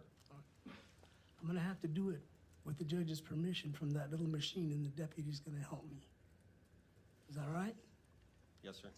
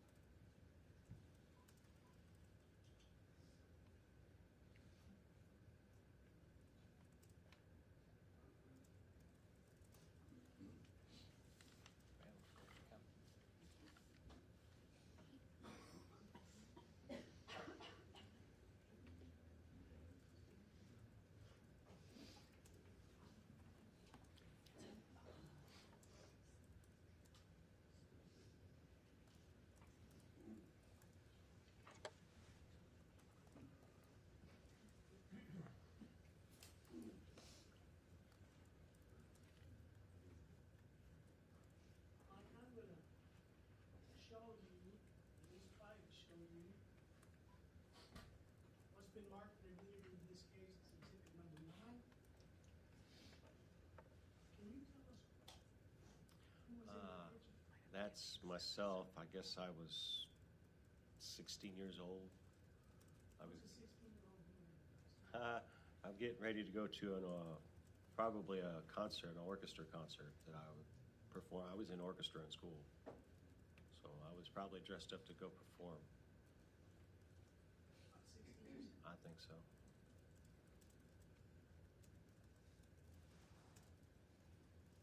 I'll show you what's been marked and admitted in this case as exhibit number 10. Could you tell us who that That's young dapper man is? that was our wedding. 98. That's Grandma Scott, Which one's Grandma Scott? the lady in blue. I want to say Grandma Stark, but I'm not sure that's 100% right. Grace Stark. That's Grace Stark, next to Janine. Yeah. Yes, she is. She's sitting in the audience with us. No. And this is an interesting picture. That is a collage of, at the time, all the pictures of Jasmine. And that's actually taken in the library of, you're hung on the,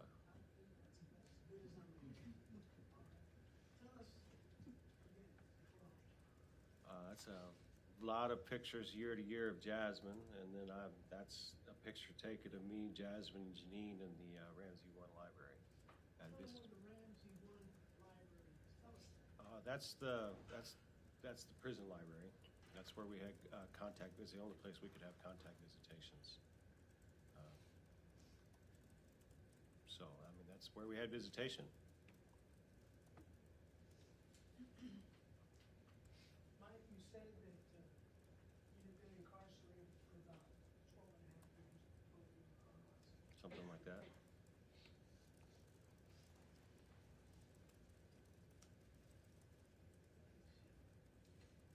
I'm going to show you what's been marked as Exhibit C at the beginning of the case. Can I show this to you? I believe, yes, sir, you have. What does that not mean? Tell us. Under time of incarceration. That was the letter submitted to TDC, the TDCJ on how much time, I believe.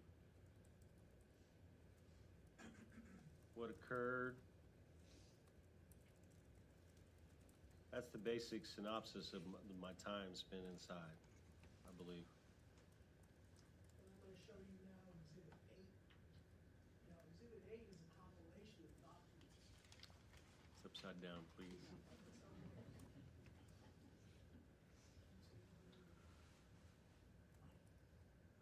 8. You remember going through this? Or looking at this? Yeah, you showed me this about 2 weeks ago. That's part of your intake for Gurney, I would guess. That's my intake paperwork. And it shows all these pages attached to Exhibit A. Yeah, What is it telling us? all the places that I spent time in, all the units that I traveled to. So you're sure about the amount of time you were incarcerated? As far as those documentations have listed, yes.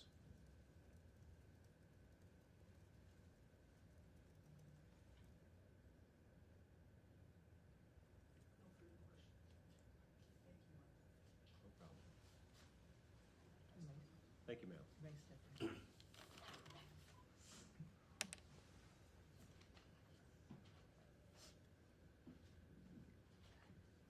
Mr. Diaz, do you have any other witnesses that you would like to call? Your Honor, at this time, on behalf of Mike Scott, I would like to call Phil Scott, who is Mike Scott's father. Please come forward.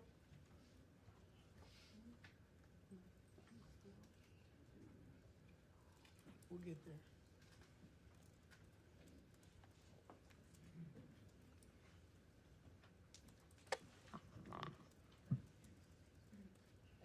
Mr. Scott, you can just stand right there, but would you raise your right hand? Do you solemnly swear the testimony which you may give in this case now before the court will be the truth, the whole truth, and nothing but the truth? Yes, ma'am. Please have a seat on the witness stand.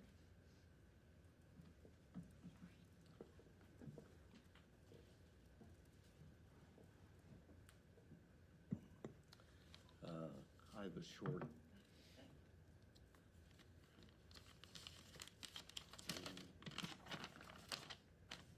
Your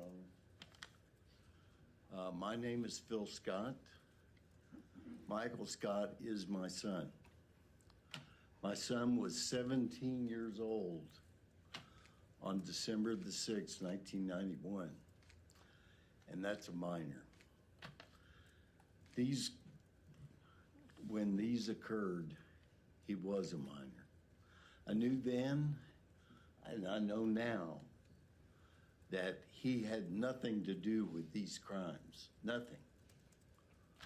From the time he was charged, through his convictions, his years in prison, the loss of his best friend, and the prolonged isolation that our family has gone through, we have never wavered in the belief of his innocence. As a father and a veteran, watching your son lose his youth and freedom for something he did not do is something that no parent should ever have to experience. We appreciate the fact that the court will now look at the truth and establish to all that Michael had nothing to do with this. These 4 kids had nothing to do with this. Thank you. Thank you, Mr. Scott. Yep.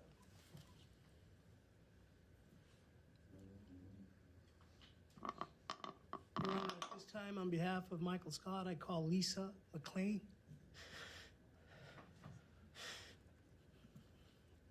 Mike's mother. Do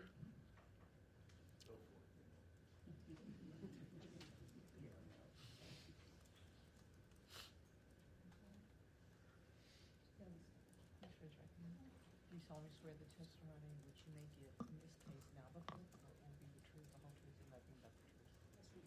Okay, please have a seat on the witness stand.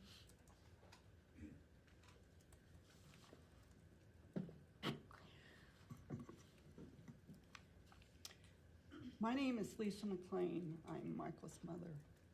In December 1991, Austin was shattered by the devastating news of the yogurt shop murders.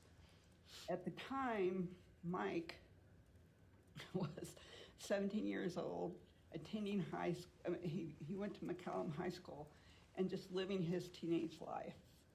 In October 1999, my world was shattered when my son was arrested for the murders. I knew then, as I've always known, he did not commit the crimes he was accused of. The years that Michael was incarcerated took a heavy toll on him and our family. There were times when I wasn't sure that we were all going to make it through this living nightmare. It was just, even though we knew the truth, it was hard showing that truth to the courts and proving it to them. Today, thank you very much, scientific evidence has done that. I want to thank the court for recognizing my son's innocence and for allowing this matter to be resolved. Thank you, Your Honor. Lisa, before you step down, can I ask you a question? Absolutely. Where did you come in from to testify here today? Where did you come in? I live in Brady, Texas. Came from Brady, Texas? Yeah. All right, thank you. I pass the witness, Your Honor.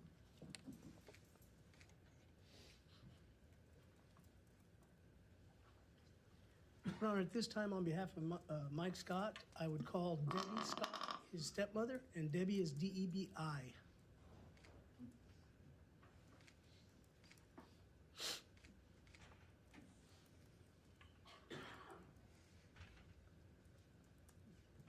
You solemnly swear the testimony which you may give in this case now before the court will be the truth, the whole truth, and nothing but the truth. Please have a seat on the witness stand.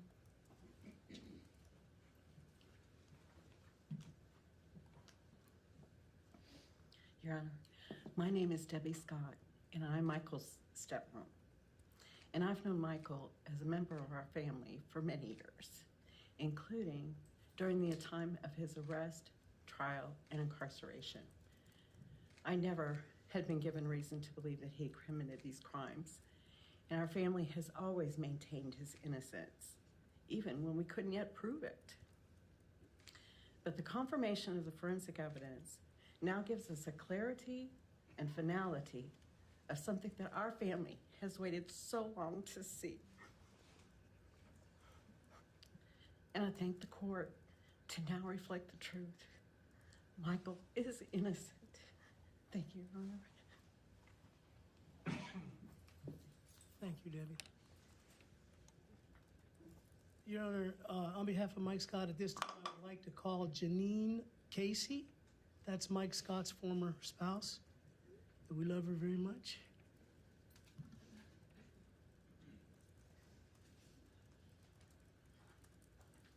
You solemnly swear the testimony which you may give in this case now before the court will be the truth, the whole truth, and nothing but the truth. Please have a seat.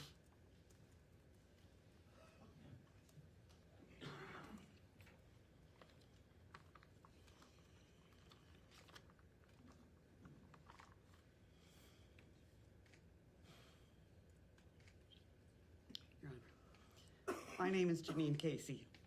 I am Michael Scott's former wife. Michael and I were married at the time of his arrest. Through his trial, conviction, and incarceration, and through his appeals, I never believed he or any of these boys committed this crime. His claims of innocence never changed in all of the years that I have known him. The wrongful conviction has affected every aspect of our lives over many years, causing significant emotional and financial strain. The sudden absence of her father disrupted our daughter's emotional stability, her daily routine, and undermined her sense of security and consistency. I appreciate the forensic evidence now establishes what I have known all along, and hope that the court will set the record straight to accurately reflect Michael's innocence. Thank you, Your Honor. Thank you, Janine. Your Honor, we have no further witnesses. Thank you. Thank you. Mr. Ware, do you wish to call any witnesses? Yes, Your Honor. We call Kimberly Pierce.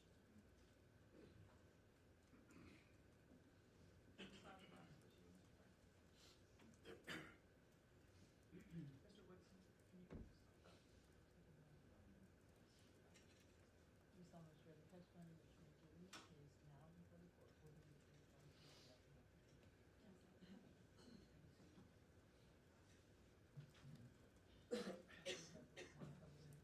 Mr. Ware, make sure that you just mic it. Good. Yes, you may proceed.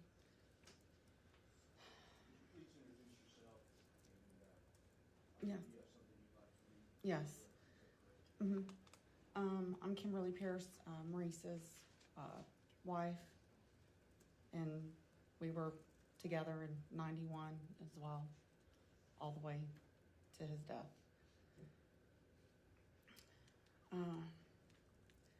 Death by cop is not how I envisioned my husband's life ending. Maurice and I thought we would grow old together. Instead, our future was stolen by the Austin Police Department and a system that chose a narrative over the truth. Maurice's family moved from Houston to Austin for a better place to raise their children. I wish it would have been the safer place they'd hoped for. Instead, it was the worst thing that would have happened to Maurice and would ultimately lead to his death.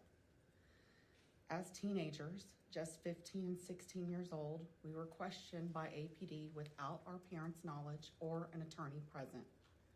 Maurice was held for 48 hours and subjected to aggressive interrogation tactics conducted by Hector Polanco, including being shown graphic photos of the girls and falsely being told that the gun he had was the murder weapon. I was only questioned after showing up at the police station when being told they were supposedly looking for me. Their first attempt to manipulate me included telling me Maurice was in a cult.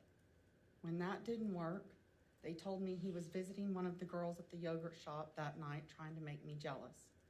And right then, I knew this was an interrogation full of deception.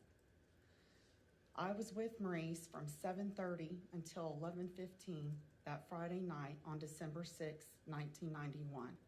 I was his alibi, and that alibi would prove to be very inconvenient for their narrative, leading to their constant harassment to change my statement. APD even went as far as coming to my job after his death to try and have me change my statement and the timeline. Maurice was cleared in 1991 and let go. However, in 1998, Detective Paul Johnson honed in on Maurice for a reason I have yet to understand. Our alibi witnesses were ignored. His sister and others who could have corroborated our whereabouts that night were never questioned. The tactics remained the same, aggressive. The evidence was ignored, and the narrative of 4 troubled boys served as the focus. Maurice tried to prove his innocence by willingly giving DNA, taking lie detector tests, and even undergoing hypnosis with APD. He spoke to them several times willingly. Maurice was targeted, taunted, and portrayed as a monster and a murderer despite clear evidence that did not support those claims. His DNA did not match, the gun did not match, and there was no evidence tying him to the crime. Yet, APD and the district attorney pursued him relentlessly, determined to make him pay for something they knew he did not do. In 2003, District Attorney Ronnie Earl held a press conference stating that due to a lack of evidence, Maurice was being released. At that point, he'd spent 3.5 years in jail and more than 2 years in solitary confinement. It was only after pleading with the warden that he'd finally be allowed to take his chances in general population so he could go outside to feel the sun on his skin. Maurice carried his written dismissal with him at all times, even though it showed capital murder pending further investigation. The stigma of being accused of these murders followed him everywhere. They were going to persecute him in any way possible, at every traffic stop, by showing up at his job, by showing up at my job, by following him, and by coming to our house several times to question him as a witness. His record made it extremely hard to gain employment or even be added onto a lease. We had to explain his situation and proclaim his innocence over and over again. Later, in 2009, District Attorney Rosemary Lindbergh said that new DNA evidence did not mean the confessions were false, even though the DNA didn't match any of the 4 boys. They were all still under investigation for the yogurt shop murders. It's shocking to learn how the real killer was stopped in El Paso and detained only 2 days later with the actual murder weapon. How was this missed?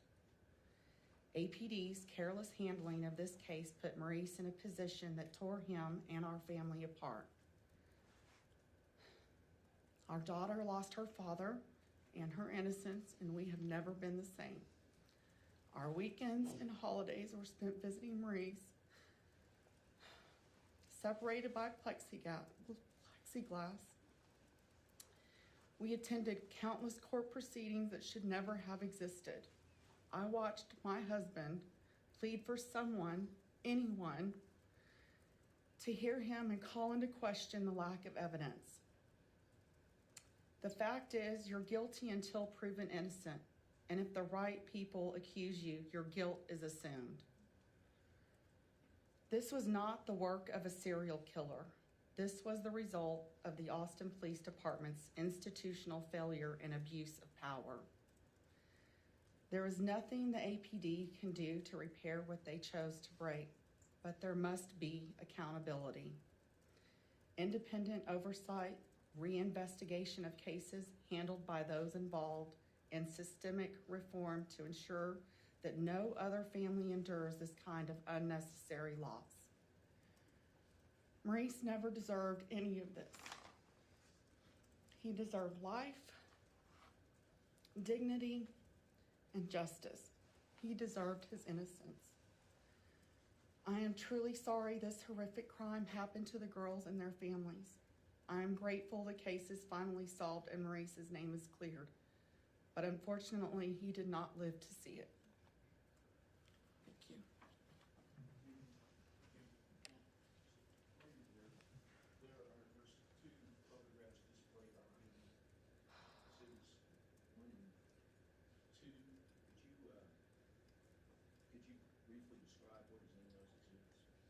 Yes. It's Maurice, our daughter, and me. This is at her wedding in June of 2010. Here, before he was arrested, I want to say probably the year before, in 98, a family portrait we had taken. Mm-hmm.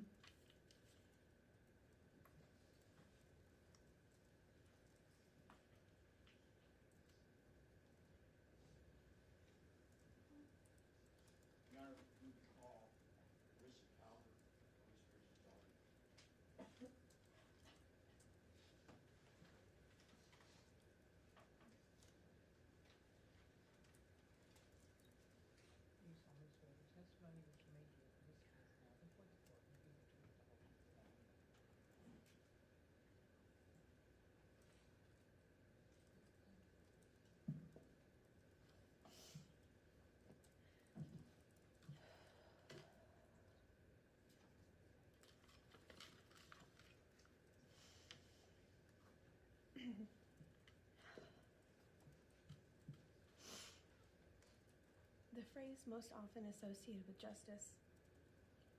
The principle meant to anchor the system is innocent until proven guilty. But for my father and 3 of his peers, that principle did not exist.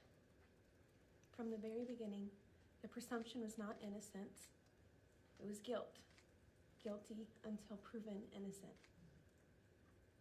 In 1991, my father was a shy 16-year-old boy who loved anything automotive. He was smitten with a girl he met in PE class, my mom, and spent most of his time tinkering on cars. He had a natural gift for it, and there was nothing he couldn't figure out how to fix. And that's exactly who he was.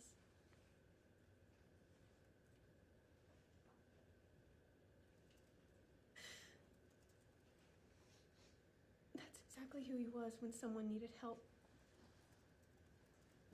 If life knocked you down, he sat beside you until you found your footing again. He would spend hours holding space with you, talking about everything and nothing.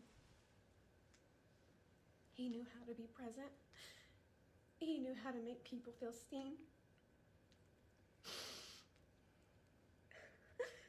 In his own quiet way.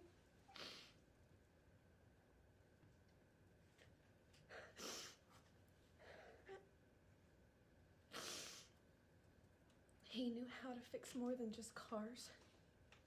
He knew how to steady the hard emotions life threw your way. That simple teenage life quickly shattered in December of 1991 when he sat in a room across from a detective named Hector Blanco. For 2 days and nights, his family had no idea where he was. For hours, there was no proper record of what occurred. Graphic crime scene photos from one of Texas's most horrific crimes were passed around carelessly, shown to a frightened teenager who was lied to and manipulated into believing the gun he had access to was the gun used.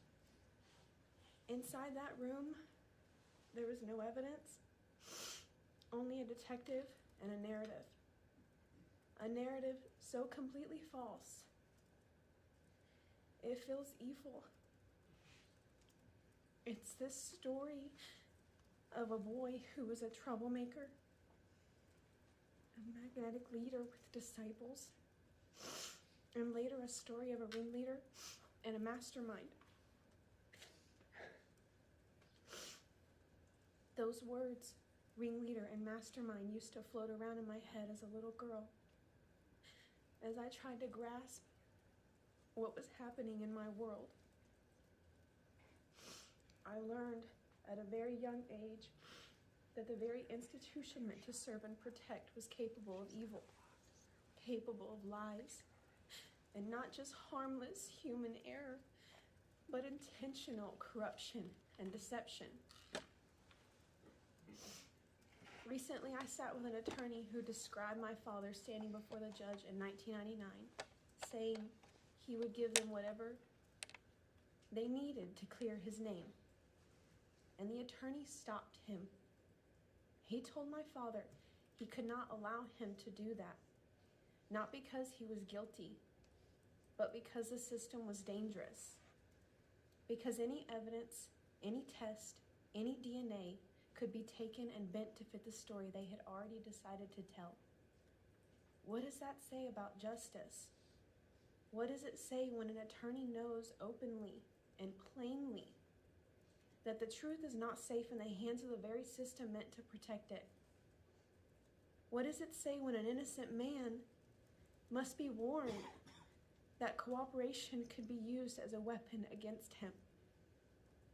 That is how broken this system is. That is how deeply the corruption runs.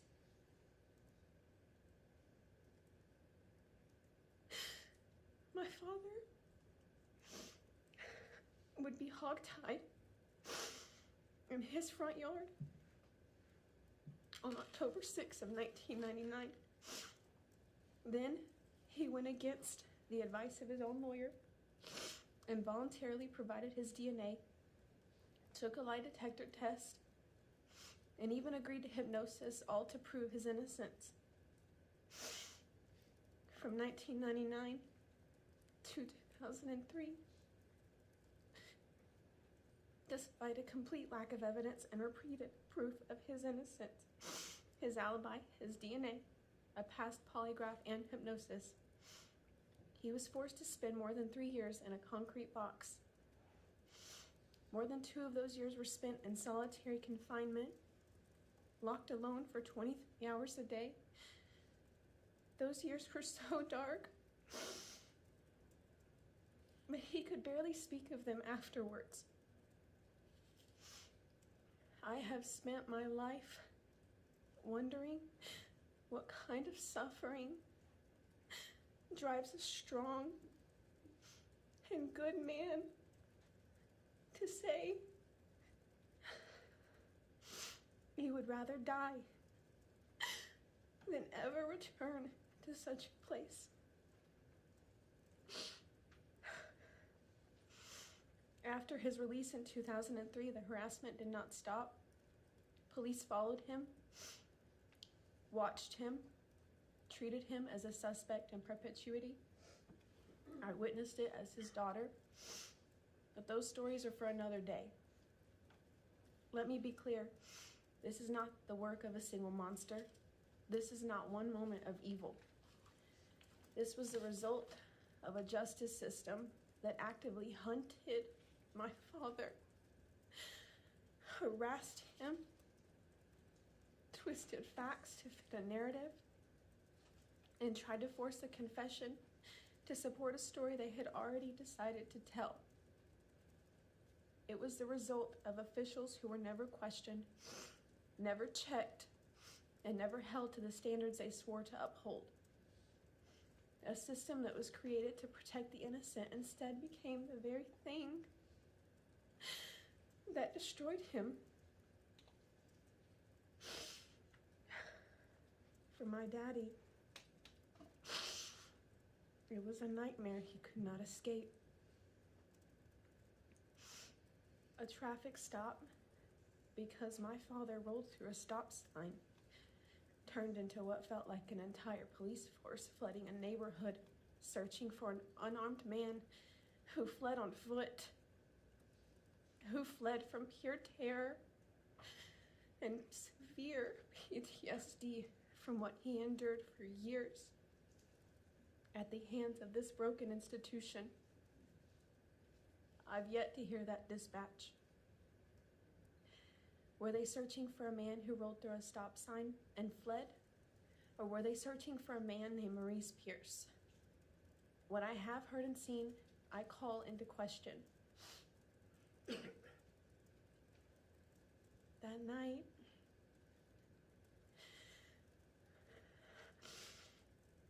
I had to listen to my daddy's worst fear come true. And then I had to listen to him stop talking to me. What I would come to realize was him taking his last breath.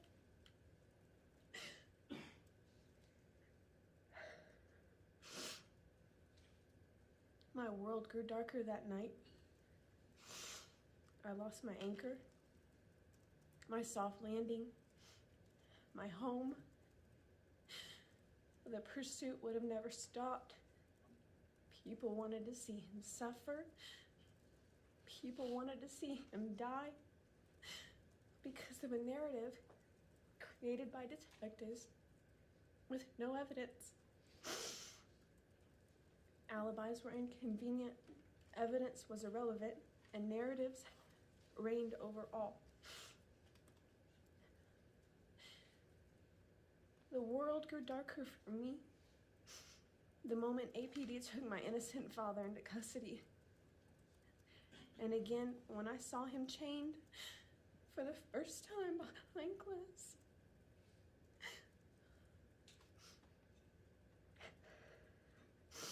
And again, when I saw him in a courtroom for the first time. And again, when I hugged him in a small room with chains on his feet after years of only touching glass. And again, when a cop forced me inside as he proceeded to harass my father and throw him on top of his car. and again and again and again until the last time. My world didn't just alter, it completely shattered.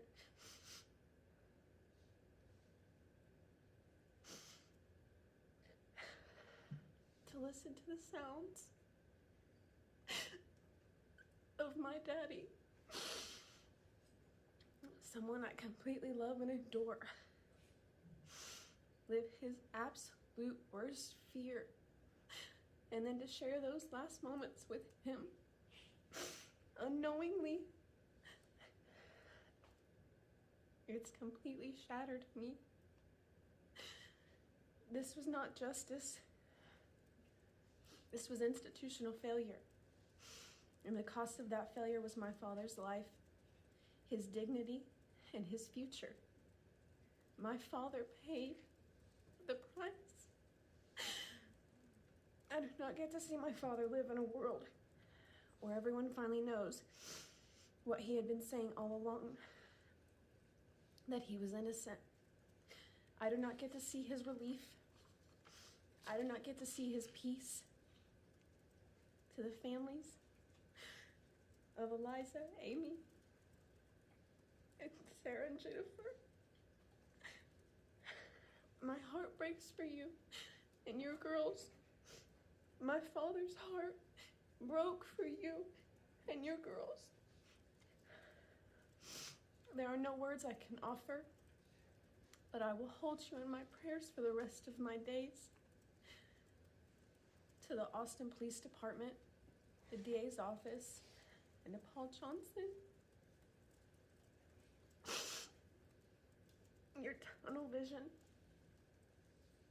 stole my daddy's future.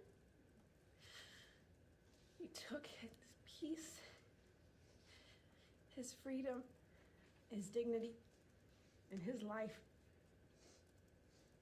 My father was not a headline. He was not a ringleader or a mastermind, as your story would have it. He was an innocent boy, an innocent man, who was good to his very bones, and who mattered. Words to describe how incredible of a human being, how amazing of a father he was will never be enough. I'll miss him for the rest of my life because of your tunnel vision. I thank God every day that I was able to experience a father's love that has no end, a love I can still feel to this day. I thank God for the sweet glimpses of him I see in my children. I may not see justice fully realized here on this earth for him, but I know that I'm not alone. There are countless other families carrying similar grief and unanswered questions, the same wounds left behind by an institution that refuses to correct itself. Unchecked power cannot continue. Tunnel vision cannot continue. Accountability must come. Reform is coming. It has to. And finally, the man who made me who I am today, my best friend, my daddy. Daddy, you have your name back. The world finally hears what you were trying to say all along. Daddy, I love you.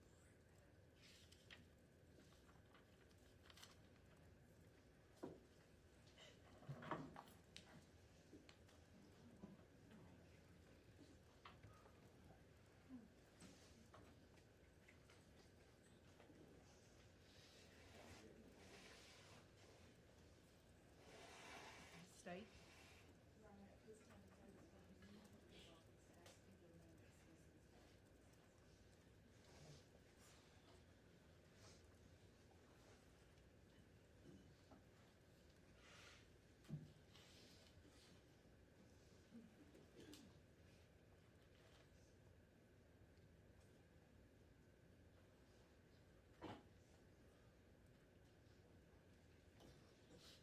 Before granting the state's motion to amend the dismissal based on actual innocence, I have a few very brief words.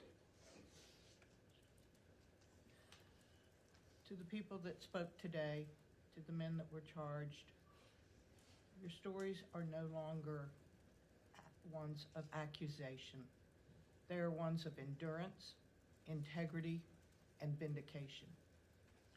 The foundation of our criminal justice system rests upon principles that are both simple and profound: fairness, due process, and the requirement that guilt be proven beyond a reasonable doubt. When those principles fail to protect the innocent, the responsibility of the court is not merely procedural, it is moral. Today's decision is not an act of generosity. It is an act of obligation. An obligation to the truth, an obligation to the rule of law, an obligation to the dignity of the individual. Let my rulings serve as what they are intended to be: a full and final declaration that the accusations against you are without legal or factual foundation. May this moment mark not only the end of proceedings, but the beginning of restoration, of reputation, of peace, and of the ordinary freedoms that should never be lightly disturbed. Never lightly be disturbed. However, there's another injustice in this case that I cannot remedy with the signing of my name, and that is the absence of justice for Amy, Eliza, Jennifer, and Sarah. The court is mindful that this case involves a profound tragedy for their families and loved ones, and nothing in today's ruling diminishes the gravity of their pain. The presumption of innocence that defines our system is not a formality, it is a promise. And today I hope that promise is reaffirmed. The record before this court establishes what the law now formally recognizes: that you are innocent. No ruling can restore the time taken from you. No judgment can fully remedy the burden that you have carried, but the court can and does state without qualification or hesitation that you are cleared and that your innocence is affirmed. And with that, I will sign each of the orders that the state has presented to me. Thank you, Your Honor. Mr. Robert Springsteen, I am entering this order, adjudging and decreeing that the charges are hereby dismissed with prejudice.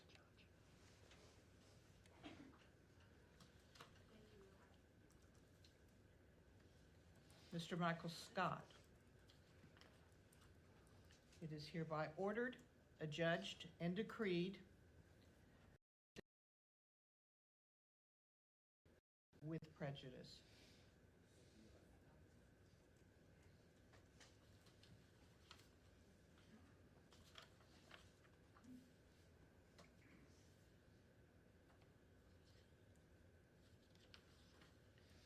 And Mr. Forrest Wellborn, it is hereby ordered, adjudged, and decreed that the charges against you are dismissed with prejudice.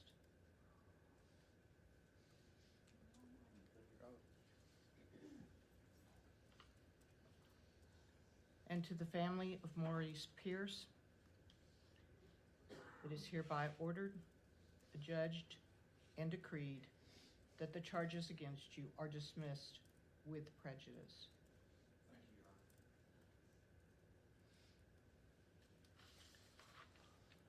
Attorneys and exonerees, I believe that concludes the proceedings for this morning. And the court is going to stand in recess, and the parties may be excused.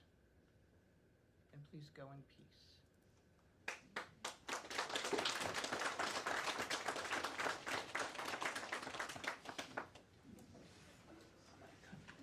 Court's in recess.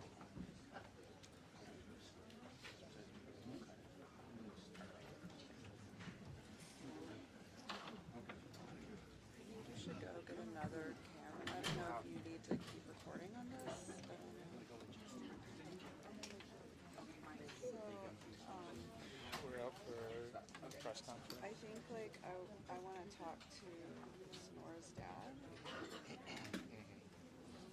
We need to get a camera on Snora's dad right away. Oh, yeah, so Justin. Yeah, maybe that. And then I need Zach on another camera. I want to get Dan's response because he's been crying. You want me with Zach? Yeah, to get Dan. I don't know, whichever. Yeah, no, I'm down with whatever. They need to get on the other cameras now. Yes. Okay. Let's Let's go. jump on. So we're gonna focus on Dad. Just to get like his, ask him if he was emotional what he thought at the end, and then come find me again. Okay. And then, but I first want to, they're going to go to the press conference outside, so we'll just get Dan and we'll get, and we'll show. All right, Bo, I got this camera still rolling in here, but I'm going to come out and grab the FX6. Great. All right.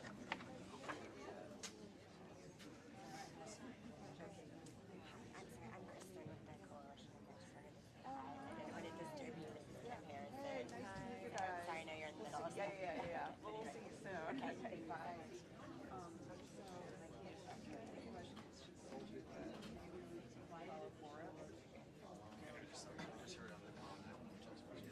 Okay.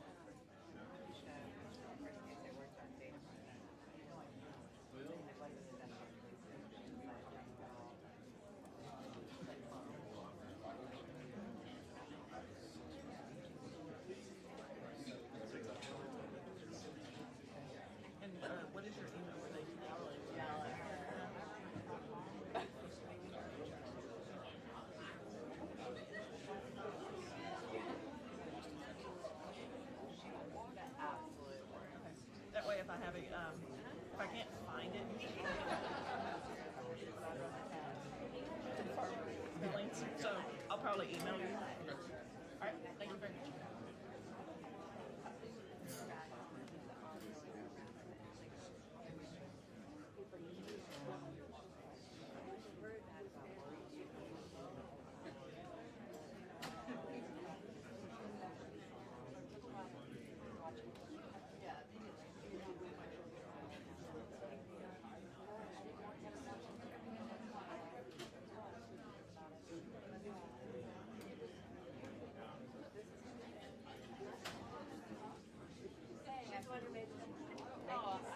All my coworkers were like, wait, why are you in this computer?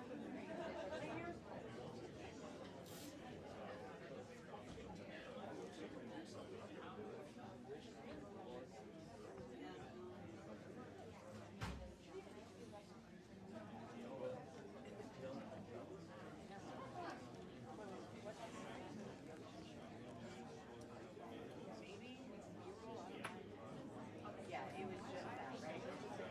It was like that when they got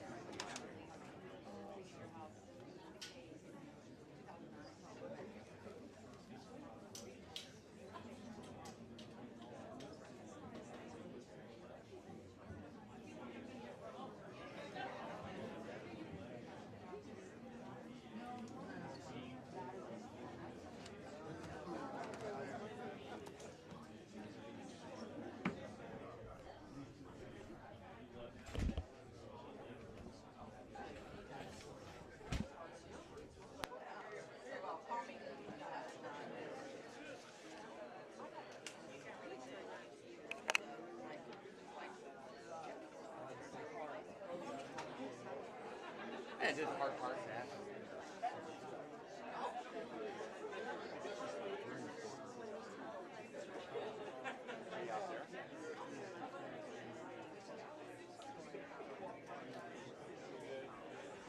which happens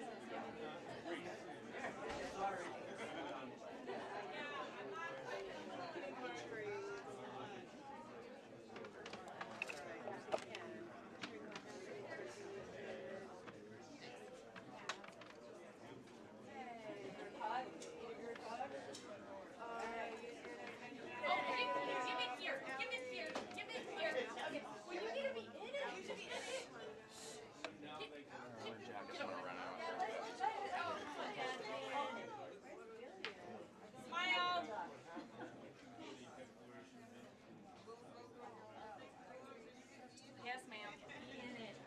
Yeah, you're the tall one.